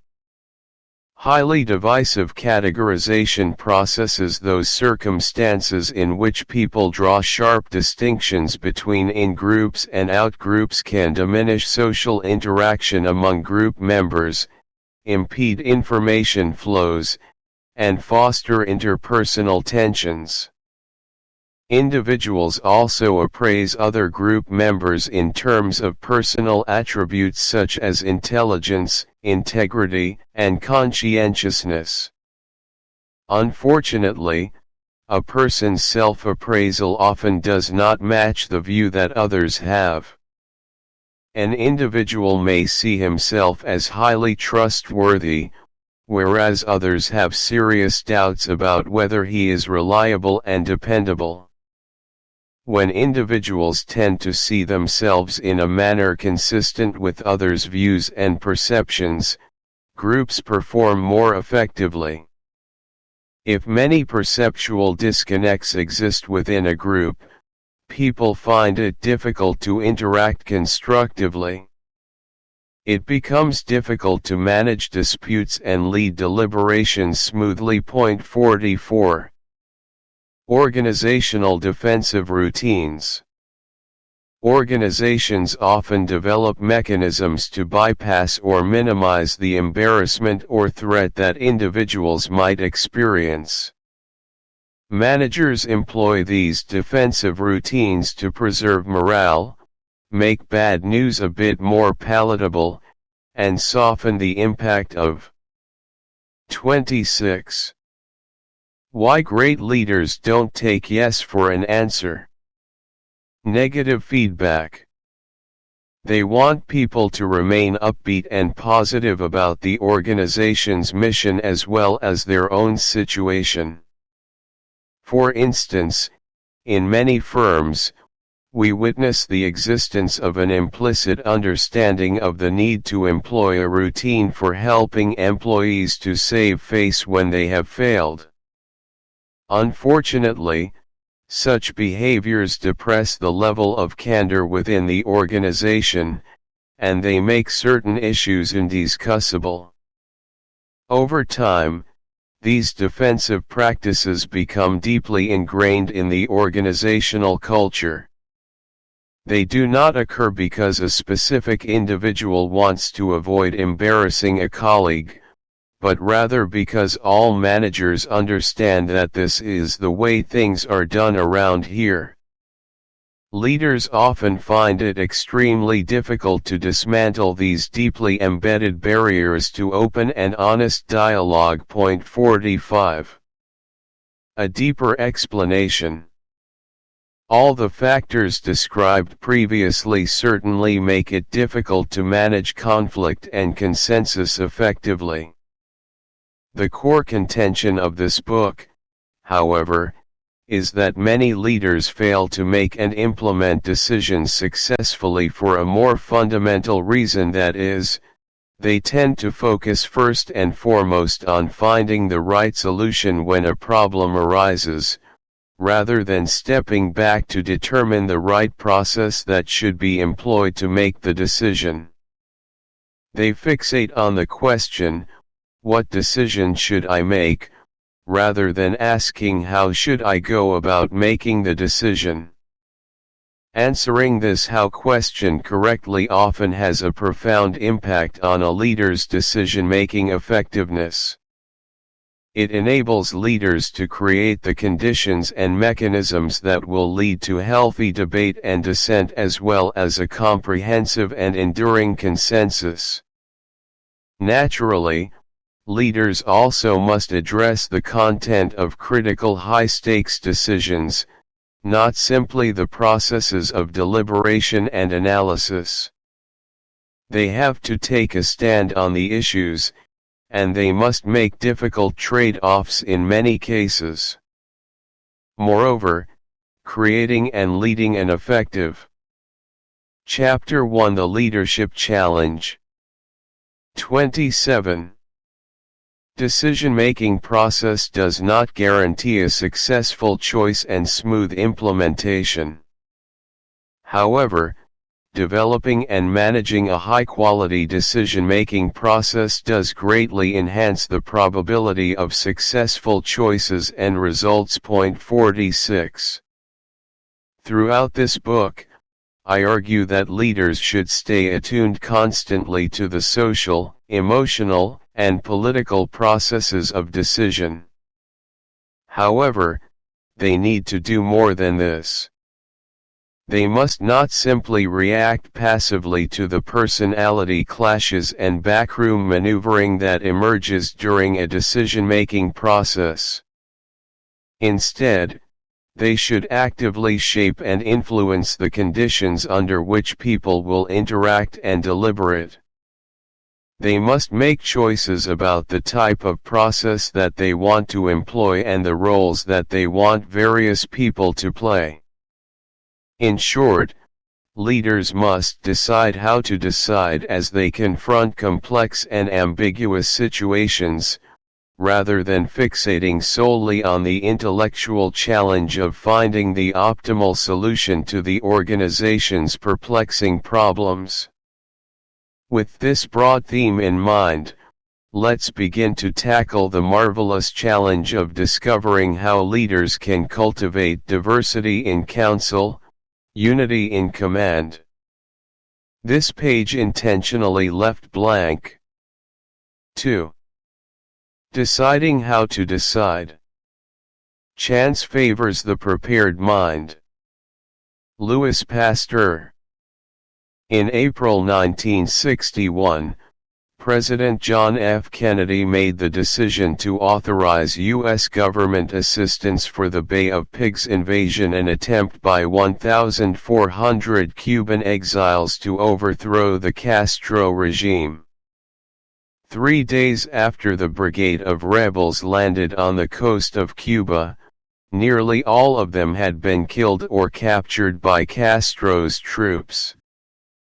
The invasion was a complete disaster, both in terms of the loss of life and the political damage for the new president. Nations around the world condemned the Kennedy administration's actions. As the president recognized the dreadful consequences of his decision to support the invasion, he asked his advisors, "How could I have been so stupid to let them go ahead?" 1. 29. 30. Why great leaders don't take yes for an answer.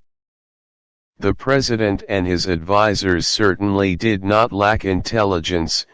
David Halberstam once described them as the best and the brightest of their generation. 2. Nevertheless, the Bay of Pigs decision-making process had many flaws. 3. Veteran officials from the Central Intelligence Agency, CIA, advocated forcefully for the invasion, and they filtered the information and analysis presented to Kennedy. The proponents of the invasion also excluded lower-level State Department officials from the deliberations for fear that they might expose their plans' weaknesses and risks. Throughout the discussions, the president and his cabinet members often deferred to the CIA officials, who appeared to be the experts on this matter, and they chose to downplay their reservations about the invasion. Kennedy did not seek out unbiased experts to counsel him. Arthur Schlesinger, a historian serving as an advisor to the president at the time, later wrote that the discussions about the CIA's plans seemed to take place amidst a curious atmosphere of assumed consensus, for in the absence of vigorous dissent and debate, many critical assumptions remained unchallenged. For instance, the CIA officials argued repeatedly that Cuban citizens would rise up against the Castro government as soon as the exiles landed at the Bay of Pigs, thereby weakening the communist dictator's ability to repel the invading force. No such domestic uprising ever took place. Proponents also contended that the exiles could retreat rather easily to the mountains nearby if they encountered stiff opposition upon landing on the shore.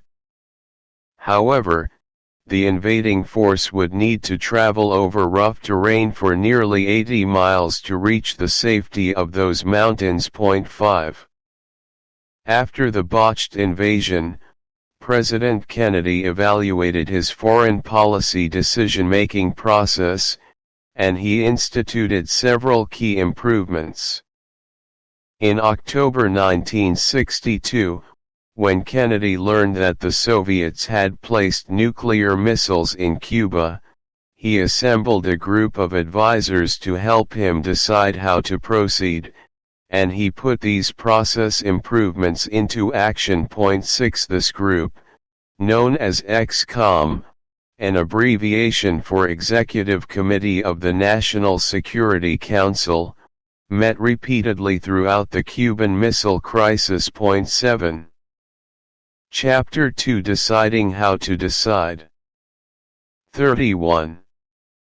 What process changes did Kennedy enact? First, the President directed the group to abandon the usual rules of protocol and deference to rank during meetings. When he did not attend meetings, the group operated without an official chairman. He did not want status differences or rigid procedures to stifle candid discussion. Second, Kennedy urged each advisor not to participate in the deliberations as a spokesman for his department. Instead, he wanted each person to take on role of a skeptical generalist. Kennedy directed each advisor to consider the policy problem as a whole, rather than approaching the issues in the traditional bureaucratic way whereby each man confines his remarks to the special aspects in which he considers himself to be an expert and avoids arguing about issues on which others present are supposedly more expert than he. 8. The President invited lower-level officials and outside experts to join the deliberations occasionally to ensure access to fresh points of view and unfiltered information and analysis. 4th, members of XCOM split into subgroups to develop the arguments for two alternative courses of action. One subgroup drafted a paper outlining the plan for a military airstrike, while the other articulated the strategy for a blockade. The subgroups exchanged memos and developed detailed critiques of one another's proposals. This back and forth continued until each subgroup was prepared to present its arguments to the President. 5th, Robert Kennedy and Theodore Sorensen, two of the President's closest confidants, were assigned to play the role of devil's advocates during the decision-making process. Kennedy wanted them to surface and challenge every important assumption as well as to identify the weaknesses and risks associated with each proposal. 6th, the President deliberately chose not to attend many of the preliminary meetings that took place, so as to encourage people to air their views openly and honestly. Finally, Kennedy did not try to make the decision based upon a single recommendation put forth after his advisors had discussed and evaluated the situation. Instead, he asked that his advisors present him with arguments for alternative strategies, and then he assumed the responsibility for selecting the 32. Why great leaders don't take yes for an answer. Appropriate course of action. Point 9 for a summary of the differences between the two decision-making processes, see Table 2-1. Table 2-1, Bay of Pigs vs. Cuban Missile Crisis. Process characteristics. Role of President Kennedy. Role of participants. Group norms. Participation and involvement. Use of subgroups. Consideration of alternatives. Institutionalization of dissent. Bay of Pigs. Cuban Missile Crisis. Present at all critical meetings. Spokesmen/advocates for particular departments and agencies. Deference to experts. Adherence to rules of protocol. Extreme secrecy. Very small group kept in the know. Exclusion of lower-level aides and outsiders with fresh points of view. One small subgroup, driving the process. The same men, in short, both planned the operation and judged its chances of success. 10. Rapid convergence upon a single alternative. No competing plans presented to the president. No individual designated to occupy the special role of devil's advocate. Deliberately absent from preliminary meetings. Skeptical generalists examining the policy problem as a whole. Minimization of status/rank differences. Freedom from rules of protocol. Direct communication between Kennedy and lower-level officials with relevant knowledge and expertise. Periodic involvement of outside experts and fresh voices. Two subgroups of equal size, power, and expertise. Repeated exchange of position papers and vigorous critique and debate. Balanced consideration of two alternatives. Arguments for both options presented to the president. Two confidants of the president playing the role of intellectual watchdog, probing for the flaws in every argument. This case demonstrates how leaders can learn from failures and then change the process of decision that they employ in the future. Here, we see President Kennedy identifying the flaws in the processes employed in the Bay of Pigs, and then deciding how to decide in critical foreign policy situations going forward. Kennedy. Chapter 2, Deciding How to Decide. 33. Recognized that the Bay of Pigs deliberations lacked sufficient debate and dissent, and that he had incorrectly presumed that a great deal of consensus existed, when in fact, latent discontent festered within the group. Perhaps more importantly, Kennedy understood that he had not given much thought to how the Bay of Pigs decision should be made before plunging into deliberations. Consequently, ardent advocates of the invasion took control of the process and drove it to their preferred conclusion. By making key process design choices at the outset of the Cuban Missile Crisis, Kennedy shaped and influenced how that decision process unfolded, and in so doing, he enhanced the quality of the solution that he and his team developed. This chapter takes a closer look at the managerial levers that leaders can use to set the stage for an effective decision-making process and introduces a conceptual framework to help leaders think about the impact of those levers. See figures 2-1 and 2-2. Managerial levers. Decision process. Decision outcomes. Composition. Context communication. Quality of decision process. Constructive conflict. Management consensus. Quality of decision outcomes. Decision quality. Implementation effectiveness. Timeliness. Control. Figure 2:1, shaping quality processes and outcomes. 34. Why great leaders don't take yes for an answer. Composition. Who should be involved in the decision-making process? Context. In what type of environment does the decision take place?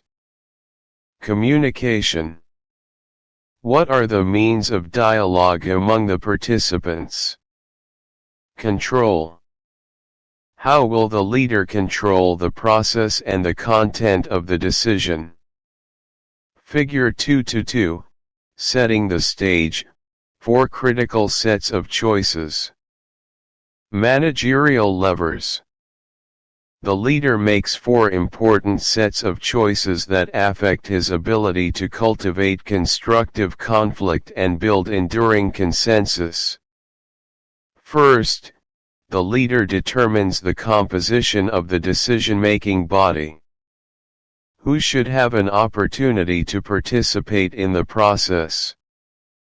What should drive those choices?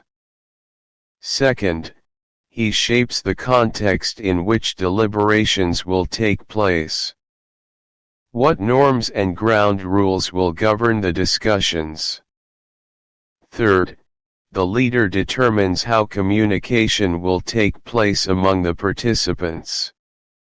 How will people exchange ideas and information, as well as generate and evaluate alternatives? Finally, the leader must determine the extent and manner in which he will control the process and content of the decision. What role will the leader play during discussions, and how will he direct the process? As we shall see, Kennedy's process improvements after the Bay of Pigs entailed changes in each of these 4 areas. Chapter 2, Deciding how to decide. 35. Composition. When making strategic choices, most executives do not simply consult with the set of direct reports with whom they meet on a regular basis, nor should they expect that this particular group is well suited to make all high-stakes decisions. Like President Kennedy, one should assemble a decision-making body based upon an assessment of the needs of the situation at hand. For instance, XCOM included many, but not all, members of the President's cabinet. It also contained individuals who did not report directly to the President, and who did not participate regularly in cabinet meetings. In most instances, leaders need to be willing to draw upon people at multiple levels of the organization as the decision process unfolds. Naturally, a leader must act with care when bypassing senior staff members to speak with individuals at lower levels. Being open and transparent about such communications is a must. Job titles, positions in the organizational hierarchy, and considerations of status and power within the firm should not be the primary determinants of participation in a complex high-stakes decision-making process. Instead, the leader should consider 4 other factors: access to expertise, implementation needs, the role of personal confidants, and the effects of demographic differences when selecting who should become involved in a set of deliberations. Point 11. First, people should participate if they have knowledge and expertise that is relevant to the situation at hand. When scanning potential participants, the leader ought to ask himself, can a particular individual provide data or information that others do not possess? Beyond that, one should consider whether an individual might be useful to offer a fresh point of view during deliberations, or perhaps to counter the conventional wisdom that prevails among most of the apparent experts on the matter. In the Bay of Pigs, President Kennedy failed to ensure that key players from the State Department, with deep knowledge of the Cuban government and society, participated in the cabinet-level discussions regarding the 36. Why great leaders don't take yes for an answer. CIA's invasion plan. In contrast, Kennedy reached down below the level of his direct reports during the Cuban Missile Crisis to ensure that he had access to unfiltered information from people with knowledge pertinent to the situation. Leaders need to be willing to communicate directly with people several levels down in an organization when making critical decisions. Otherwise, they will be relying on data and analysis that often has been summarized and packaged for presentation in a way that distorts the true picture of the situation. Information often becomes massaged and filtered on its way up the hierarchy.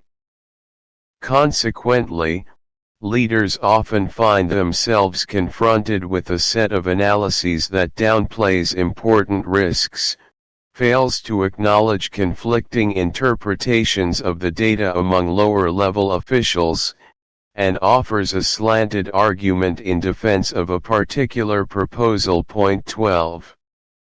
In the Columbia Space Shuttle tragedy, we see a vivid example of how executives can fail to assess a dangerous threat accurately, because they have not been presented with all the information required to make a sound decision. After the foam strike during the launch of Columbia, some lower-level engineers became extremely concerned about the possibility of catastrophe upon re-entry into the Earth's atmosphere. As we now know, these engineers exchanged an extensive series of emails questioning the judgment, put forth by respected technical experts and managers, that the foam strike did not present a safety of flight issue. However, senior executives at NASA did not become aware of these concerns, nor of the extensive disagreement among lower-level officials, until after the tragedy took place.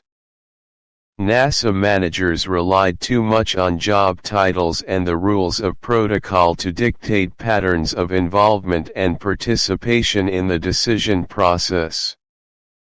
They should have actively solicited the views of knowledgeable individuals at lower levels of the hierarchy, and they should have probed further to ensure that they understood the uncertainties, presumptions, and conflicting interpretations associated with the analysis of the debris strike that occurred during launch. Point 13. Chapter 2, Deciding How to Decide. 37. Of course, expertise alone should not dictate participation in a strategic decision-making process. Leaders also need to consider how the decision will be implemented across the organization. If managers know that someone will play a critical role during the implementation process, it may make sense to solicit that person's advice during the decision process. The involvement of key implementers has two obvious advantages. First, it enables senior executives to incorporate into their decision process detailed information about the costs and challenges of carrying out each alternative course of action. As a middle manager at one aerospace firm told me, he became involved in a high-level business restructuring decision because, as someone who would be ultimately responsible for enacting critical facets of the decision, he could work a strawman implementation plan that we could cost to come up with what investment would be required to execute particular alternatives. Second, executives build commitment and shared understanding throughout the organization by involving key implementers in the decision-making process. Individuals often become disenchanted if they are asked to carry out a plan for which they have had little or no opportunity to provide input. Giving implementers a voice in the decision process enables executives to build a sense of collective ownership of the plan. When individuals feel that it is their decision as opposed to management's decision, they are more likely to go the extra mile during the implementation process. Point 14. Personal relationships also can and should shape the composition of the decision-making body that a leader assembles when faced with the need to make an important strategic choice. No, one should not rely on cronies or sycophants when making key decisions. However, leaders can benefit by drawing on people with whom they have a strong personal bond, characterized by mutual trust and respect, to help them think through complex issues. In fact, in an insightful study of top management teams in the computer industry, Stanford University professor Kathleen Eisenhardt found that the more successful chief executives consistently utilized a few close confidants as 38. Why great leaders don't take yes for an answer. Sounding boards on strategic issues. Point 15. She described these individuals as experienced counselors who met with the leader privately, listened to his doubts and concerns, and offered candid advice. Whereas Eisenhardt's study showed that the oldest and most experienced executives filled the counselor role. 16. My own research across many different types of organizations shows that leaders tend to select confidants not according to seniority, but because they admire the personal character, intelligence, and integrity of the individuals, and they have a strong prior working relationship with them. The president of a defense contractor explained, "He and I tend to go offline with each other. At 7:30 in the morning or 6 o'clock in the evening, we compare notes and do sanity checks with one another. He and I have worked together and known each other for a long time, and we have a great mutual respect for each other." 17.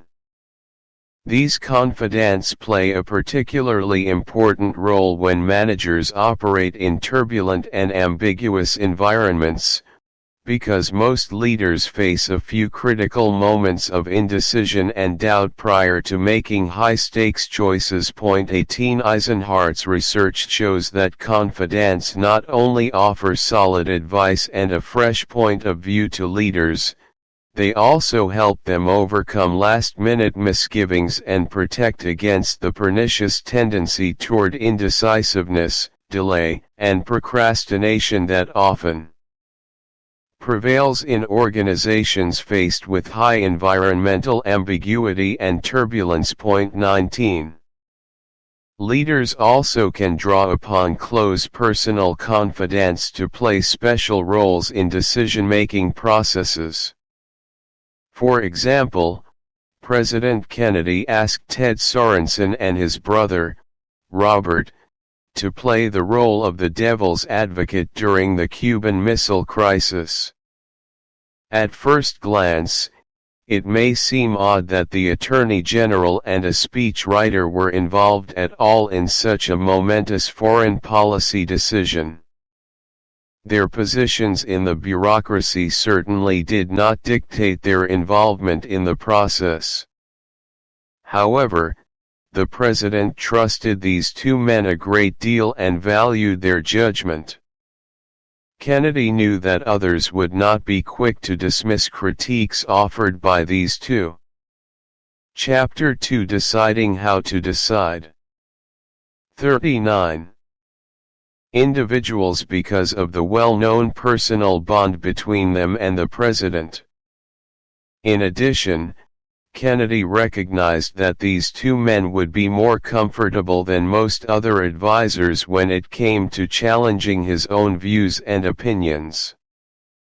Finally, as leaders select people with whom to advise and consult, they should consider how demographic similarities and differences among participants shape the nature and quality of decision-making processes. Does one want to bring together a highly diverse group of people, or should a leader surround himself with people of similar backgrounds? The answer may seem obvious, but before we accept the conventional wisdom, we ought to examine the research findings on this issue. A long stream of research on top management teams has explored the question of whether demographic heterogeneity enhances team and organizational performance. By demographic heterogeneity, researchers mean differences among team members in age, gender, team and organizational tenure, functional background, and the like. Many scholars have argued that heterogeneous groups should outperform more homogeneous ones, because the former ought to exhibit greater cognitive diversity.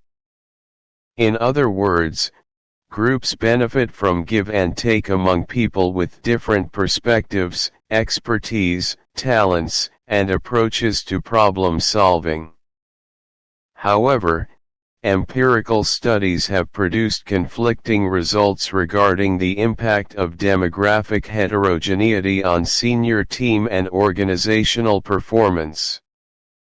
How do we explain these contradictory findings?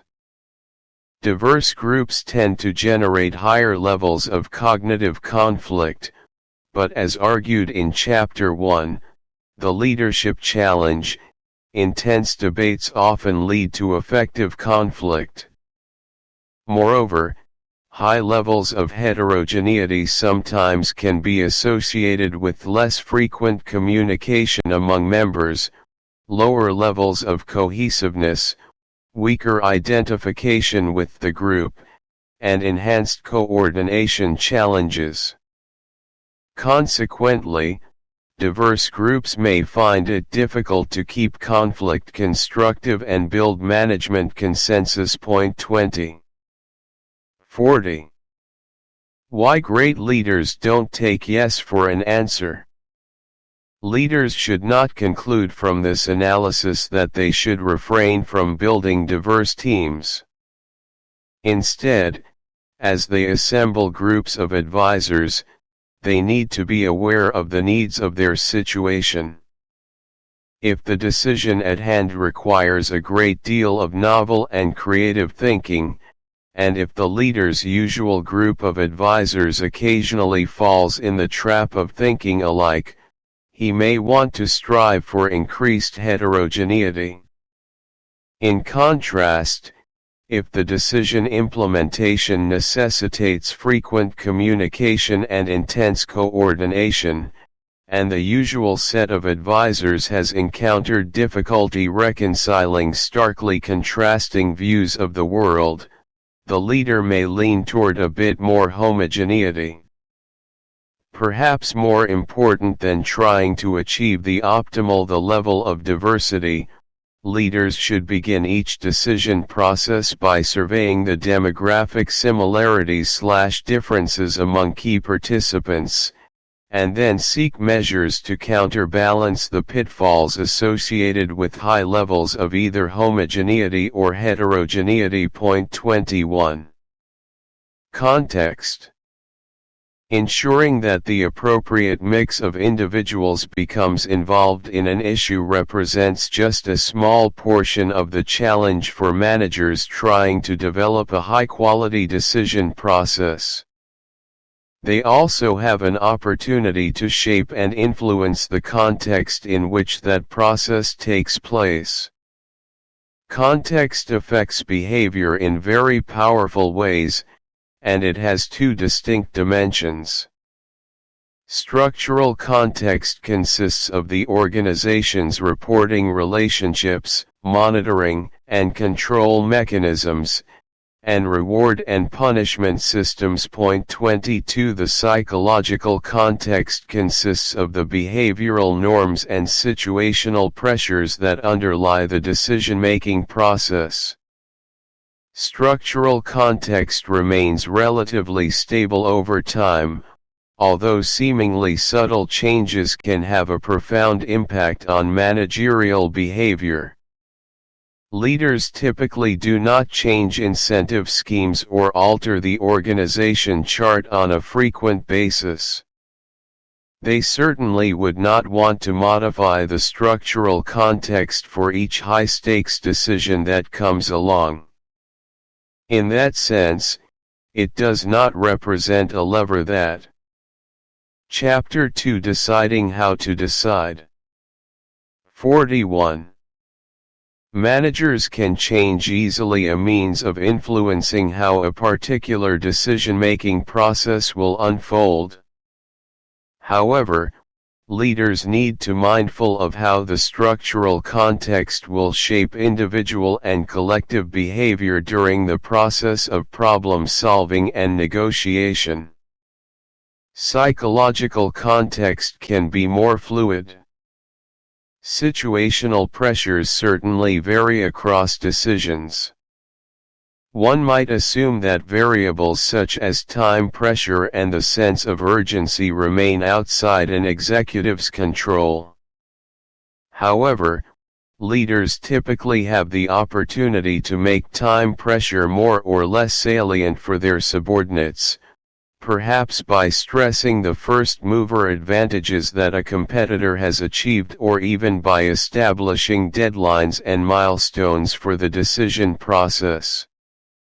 Leaders often heighten the sense of urgency within their organizations as a means of stimulating change. Point 23. Naturally, accentuating these types of situational pressures can be risky. Stress, anxiety, and arousal can diminish the cognitive performance of decision makers. Point 24. In particular, research on firefighters suggests that less experienced individuals may be particularly susceptible to the negative effects of stress. Point 25. Leaders must consider these risks as they accentuate situational pressures as a means of pushing for faster and higher performance. Shared norms also may exhibit fluidity. They may differ across groups or units within the organization, and they can be altered explicitly as well as implicitly based on a leader's behavior at the outset of a decision process.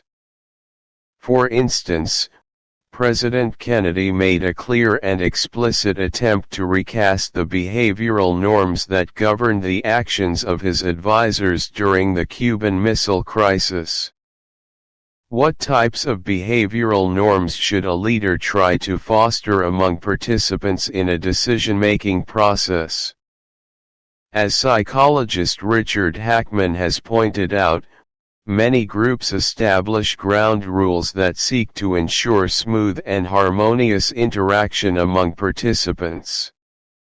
However, he stresses that being polite and courteous to one another, not interrupting others, for example, certainly does not ensure successful performance. 26. 42. Why great leaders don't take yes for an answer.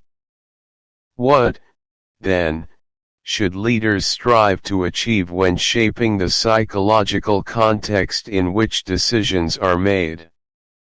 My colleague, Amy Edmondson, has shown how the creation of a climate of psychological safety stimulates collective problem solving and learning within organizations. She defines psychological safety as the shared belief that a group is safe for interpersonal risk-taking. 27 It means that individuals feel comfortable that others will not rebuke, marginalize, or penalize them based upon what they say during a group discussion. When this shared belief exists, people will take a variety of interpersonal risks. They will share private information, admit mistakes, request assistance, or additional data, surface previously undiscussable topics, and express dissenting views. 28. It can be difficult to enhance psychological safety, particularly in hierarchical organizations characterized by substantial status differences among individuals. However, leaders can take steps to change the climate within their decision-making bodies. For instance, they can lead by example, acknowledging their own fallibility and admitting prior errors as a means of encouraging people to take interpersonal risks of their own. In an award-winning article titled "The Failure-Tolerant Leader," Richard Farson and Ralph Keyes offer a plethora of examples of leaders who successfully broke down communication barriers and encouraged more divergent thinking in their organizations by openly talking about their own mistakes. For instance, they write that, the late Roberto Goizueta got years of one-liners from the new Coke fiasco that he sponsored. Admitting his mistake conveyed to his employees better than 100 speeches or 1,000 memos that learning failures, even on a grand scale, were tolerated. 29. Leaders also can alter the language system typically employed within an organization. At times, commonly used words can attach a stigma to important learning behaviors, such as the admission of a mistake. For instance, Julie Morath, Chief Operating Officer at Children's Hospital and Clinics in Minneapolis, recognized that the language system in her organization attached a stigma to those who. Chapter 2 Deciding How to Decide. 43. Surfaced and discussed medical errors. Consequently, the organization could not improve patient safety, because many accidents or near-miss situations remained unidentified. Therefore, she created a list of words to work by, explicit do's and don'ts regarding language as a means of encouraging people to talk more openly about patient safety failures. Many employees noted that this effort helped to create a different atmosphere within the hospital and made people more willing to discuss and learn from failures. 30. Communication. Communication mechanisms represent the third major lever that leaders can employ to enhance the quality of decision-making processes. Managers face a choice regarding the means of dialogue that they want to employ. In other words, they can determine how ideas and information are exchanged, as well as how alternatives are discussed and evaluated. To put it simply, leaders can choose between two distinct approaches to shaping the avenues of dialogue and communication. They can adopt a structured approach, dictating quite specifically the procedures by which participants should offer viewpoints, compare and contrast alternatives, and reach a set of conclusions. Alternatively, leaders can employ a largely unstructured approach, whereby they encourage managers to discuss their ideas freely and openly without adherence to well-defined procedures for how the deliberations should take place. In the typical unstructured discussion, leaders guide the deliberations with a light touch. They encourage participants to engage in a free exchange of ideas and opinions, while ensuring that each person has an adequate opportunity to express their views. They encourage individuals to support their recommendations with sound logic and compelling data, and to try to convince others of the merits of their proposals while recognizing and respecting other perspectives.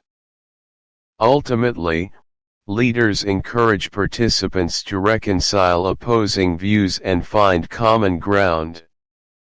Scholars have dubbed this approach 44. Why great leaders don't take yes for an answer. The consensus method, because of its emphasis on reaching a solution that all members can accept, and because it does tend to foster high levels of commitment and group harmony. 31 See Table 2-2 for a summary of the strengths and weaknesses of this approach to decision making. Table 2-2 Strengths and weaknesses of the free exchange approach. Benefits. Costs. Most managers use this free exchange approach regularly and feel somewhat comfortable with it. Entails lower opportunity costs for participants, time, experience, training. Generates greater group harmony, which may have a beneficial impact on implementation and other future group interaction. May be more appropriate for situations characterized by sufficient data and clear alternatives. May lead to premature agreement or convergence on a single alternative. Sometimes leads to the suppression of dissent, especially as a majority opinion emerges. Generates lower levels of critical evaluation. Does not uncover as many new alternatives, assumptions, and perspectives.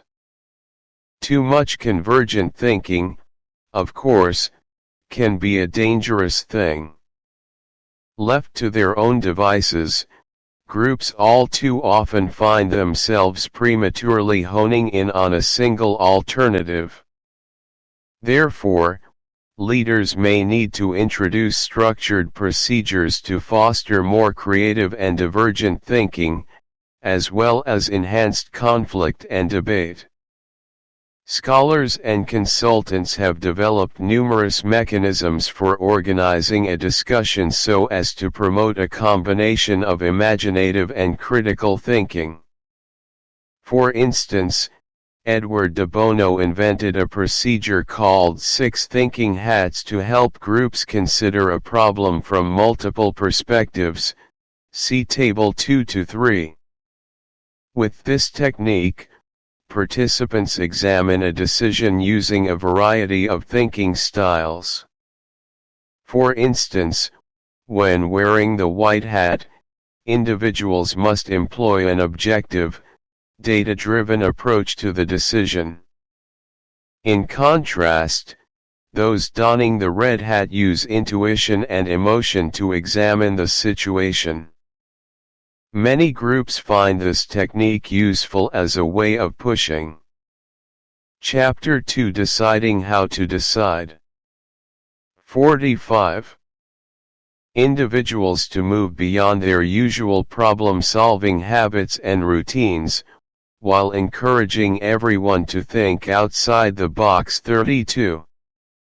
Table 2-3 6 Thinking hats. Hat color. White, red, black, yellow, green, blue. Problem-solving style. Rational, objective, data-driven, intuitive, and emotional, focused on all that could go wrong. Upbeat and optimistic mindset. Imaginative and freewheeling perspective. Process facilitator / chairperson mindset. In the Cuban Missile Crisis, we see variants of two long-standing, very effective procedures for fostering divergent thinking and vigorous debate. Scholars have termed these approaches the dialectical inquiry and devil's advocacy methods. Although the names may frighten you, for fear that they imply rather complex and arcane procedures, there is no reason to be alarmed. These approaches, in fact, represent simple mechanisms for nurturing cognitive conflict. Each entails dividing a decision-making entity into two subgroups. In the dialectical inquiry method, one subgroup develops a detailed proposal and presents it to the others, preferably in written as well as oral form. They, in turn, generate an alternative plan of action. The two subgroups then debate the competing proposals, and they seek agreement on a common set of facts and assumptions before trying to select a course of action. Ultimately, the subgroups focus on reconciling divergent viewpoints and selecting a course of action consistent with the agreed-upon set of facts and assumptions. During this final stage of the process, the subgroups often generate new options as a means of moving beyond the original points of contention between the competing camps. The devil's advocacy approach works in a similar fashion. One subgroup develops a comprehensive plan of action and describes it to the others. However, they do not attempt to generate competing. 46. Why great leaders don't take yes for an answer. Options. Instead, they build a detailed critique of the first subgroup's proposal. Again, both subgroups should strive to present their arguments in written and oral form for maximum effectiveness. The first subgroup then returns to the drawing board, modifying their plan, or perhaps inventing a new option, as a means of addressing the criticisms and feedback that they have received. An iterative process of revision and critique then takes place until the two subgroups feel comfortable agreeing, at a minimum, on a common set of facts and assumptions. After reaching agreement on these issues, the subgroups work together to craft a plan of action that each side can accept. These two structured decision-making procedures have many advantages. See Table 2-4.33. They tend to generate a great deal of cognitive conflict, and they stimulate the generation of multiple alternatives. Moreover, they help decision makers identify the flaws and weaknesses inherent in any plan, and they focus explicit attention on the underlying assumptions held by various participants. Naturally, one could achieve some of these same benefits by designating an individual to occupy a special role, either as the devil's advocate or as the person responsible for inventing creative options. However, by directing people to work in subgroups, these procedures make it easier for an individual with dissenting views to put forth his ideas. After all, it tends to be quite difficult for one person, standing in opposition to the majority, to avoid the pressures for conformity that often emerge within groups. 34 One should note, for instance, that Kennedy assigned two people to serve as devil's advocates in the Cuban Missile Crisis, perhaps recognizing that a single critic/dissenter would find it quite difficult to confront the other members of XCOM.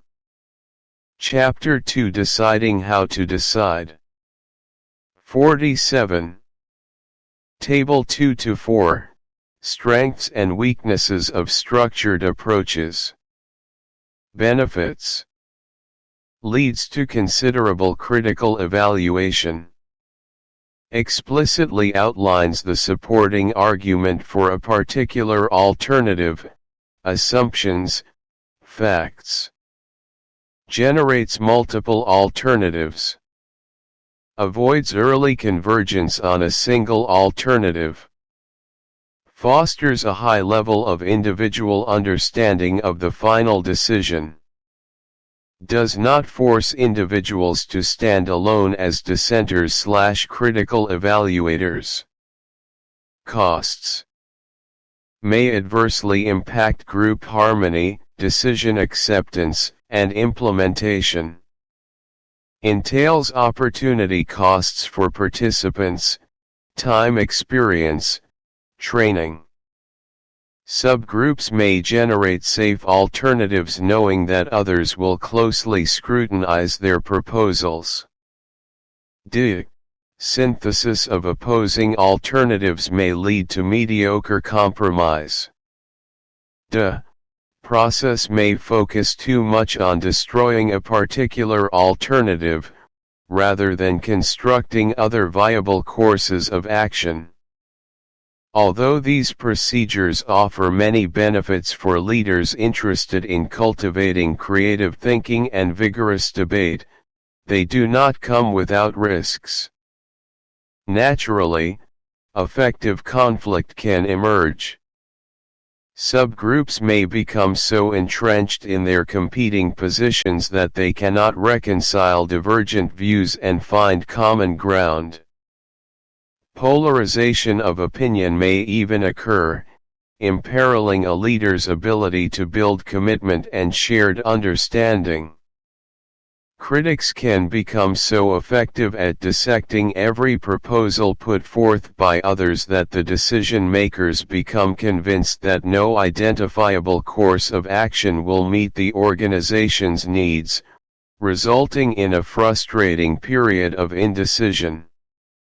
Alternatively, subgroups may adopt seriously flawed compromise solutions when faced with an impasse. Faced with these potential problems, leaders must use these procedures with great care, and they ought to assess whether the situation warrants taking such risks.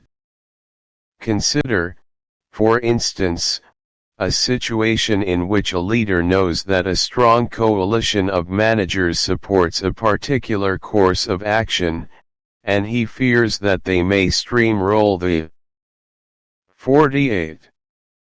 Why great leaders don't take yes for an answer. Others into accepting this plan. Such a circumstance appears suitable for the application of one of the structured procedures outlined here. Similarly, a leader may be wary of how cohesive and seemingly like-minded his relatively homogeneous group of subordinates have become. That particular state of affairs also may warrant the use of a structured mechanism for stimulating dissent and debate. In sum, leaders need not enter each decision process with the intent of empowering subordinates to shape and determine the means of dialogue, nor should they impose procedures in a top-down fashion regardless of the circumstances. They should strive to match the process of communication with the needs created by the situation at hand. 35. Control. When shaping how strategic choices are made, the final lever at the leader's disposal concerns the crafting of his distinctive position in the decision process. The leader must decide the extent to which he intends to control both the process and the content of the decision. Specifically, the leader has choices to make along 4 dimensions. First, he must decide how and when to introduce his own views into the deliberations. Second, he needs to consider the extent and manner in which he will intervene actively to direct discussion and debate. Third, the leader has an opportunity to play a special role during the decision process. For instance, he might consistently occupy the position of the futurist, looking far beyond the time horizon considered by his advisors. Alternatively, he might personally adopt the responsibility for playing the devil's advocate. Finally, the leader must determine how he will attempt to bring closure to the process and reach a final decision. Leaders must choose whether to reveal their views at the start of a decision process. When a leader begins by arguing for a particular Chapter 2, Deciding how to decide. 49. Course of action. He shapes the way that others define the problem at hand, search for alternatives, and express their ideas and opinions. In some cases, it creates a perception that the leader has already made up his mind, and therefore, that the team members do not have a genuine opportunity to influence the final decision. In fact, the early declaration of the leader's position may have several adverse effects on the decision-making process. See Table 2-5.36. The leader may create the impression that the decision has already been made, and that he is unlikely to change his mind. In this case, team members may become frustrated if they believe that the leader simply wants to create the appearance of a consultative process. In addition, he may frame the issue in a manner that constricts the range of alternatives that are generated by participants. Decision frames are mental structures people create to simplify and organize the world. 37 frames shape the way that people think about a problem. They can be useful because they enable individuals to cope with complexity. However, frames also constrain the range of options that are considered, and distort how people interpret data. When a leader announces his position in the early stages of a decision process, he imposes a particular frame, and consequently, may inhibit the group from exploring other ways of thinking about the problem. Finally, announcing an initial position may discourage individuals from expressing dissent and offering minority views. As pointed out earlier, when the leader states his opinion forcefully, it can be difficult for others to disagree with him publicly.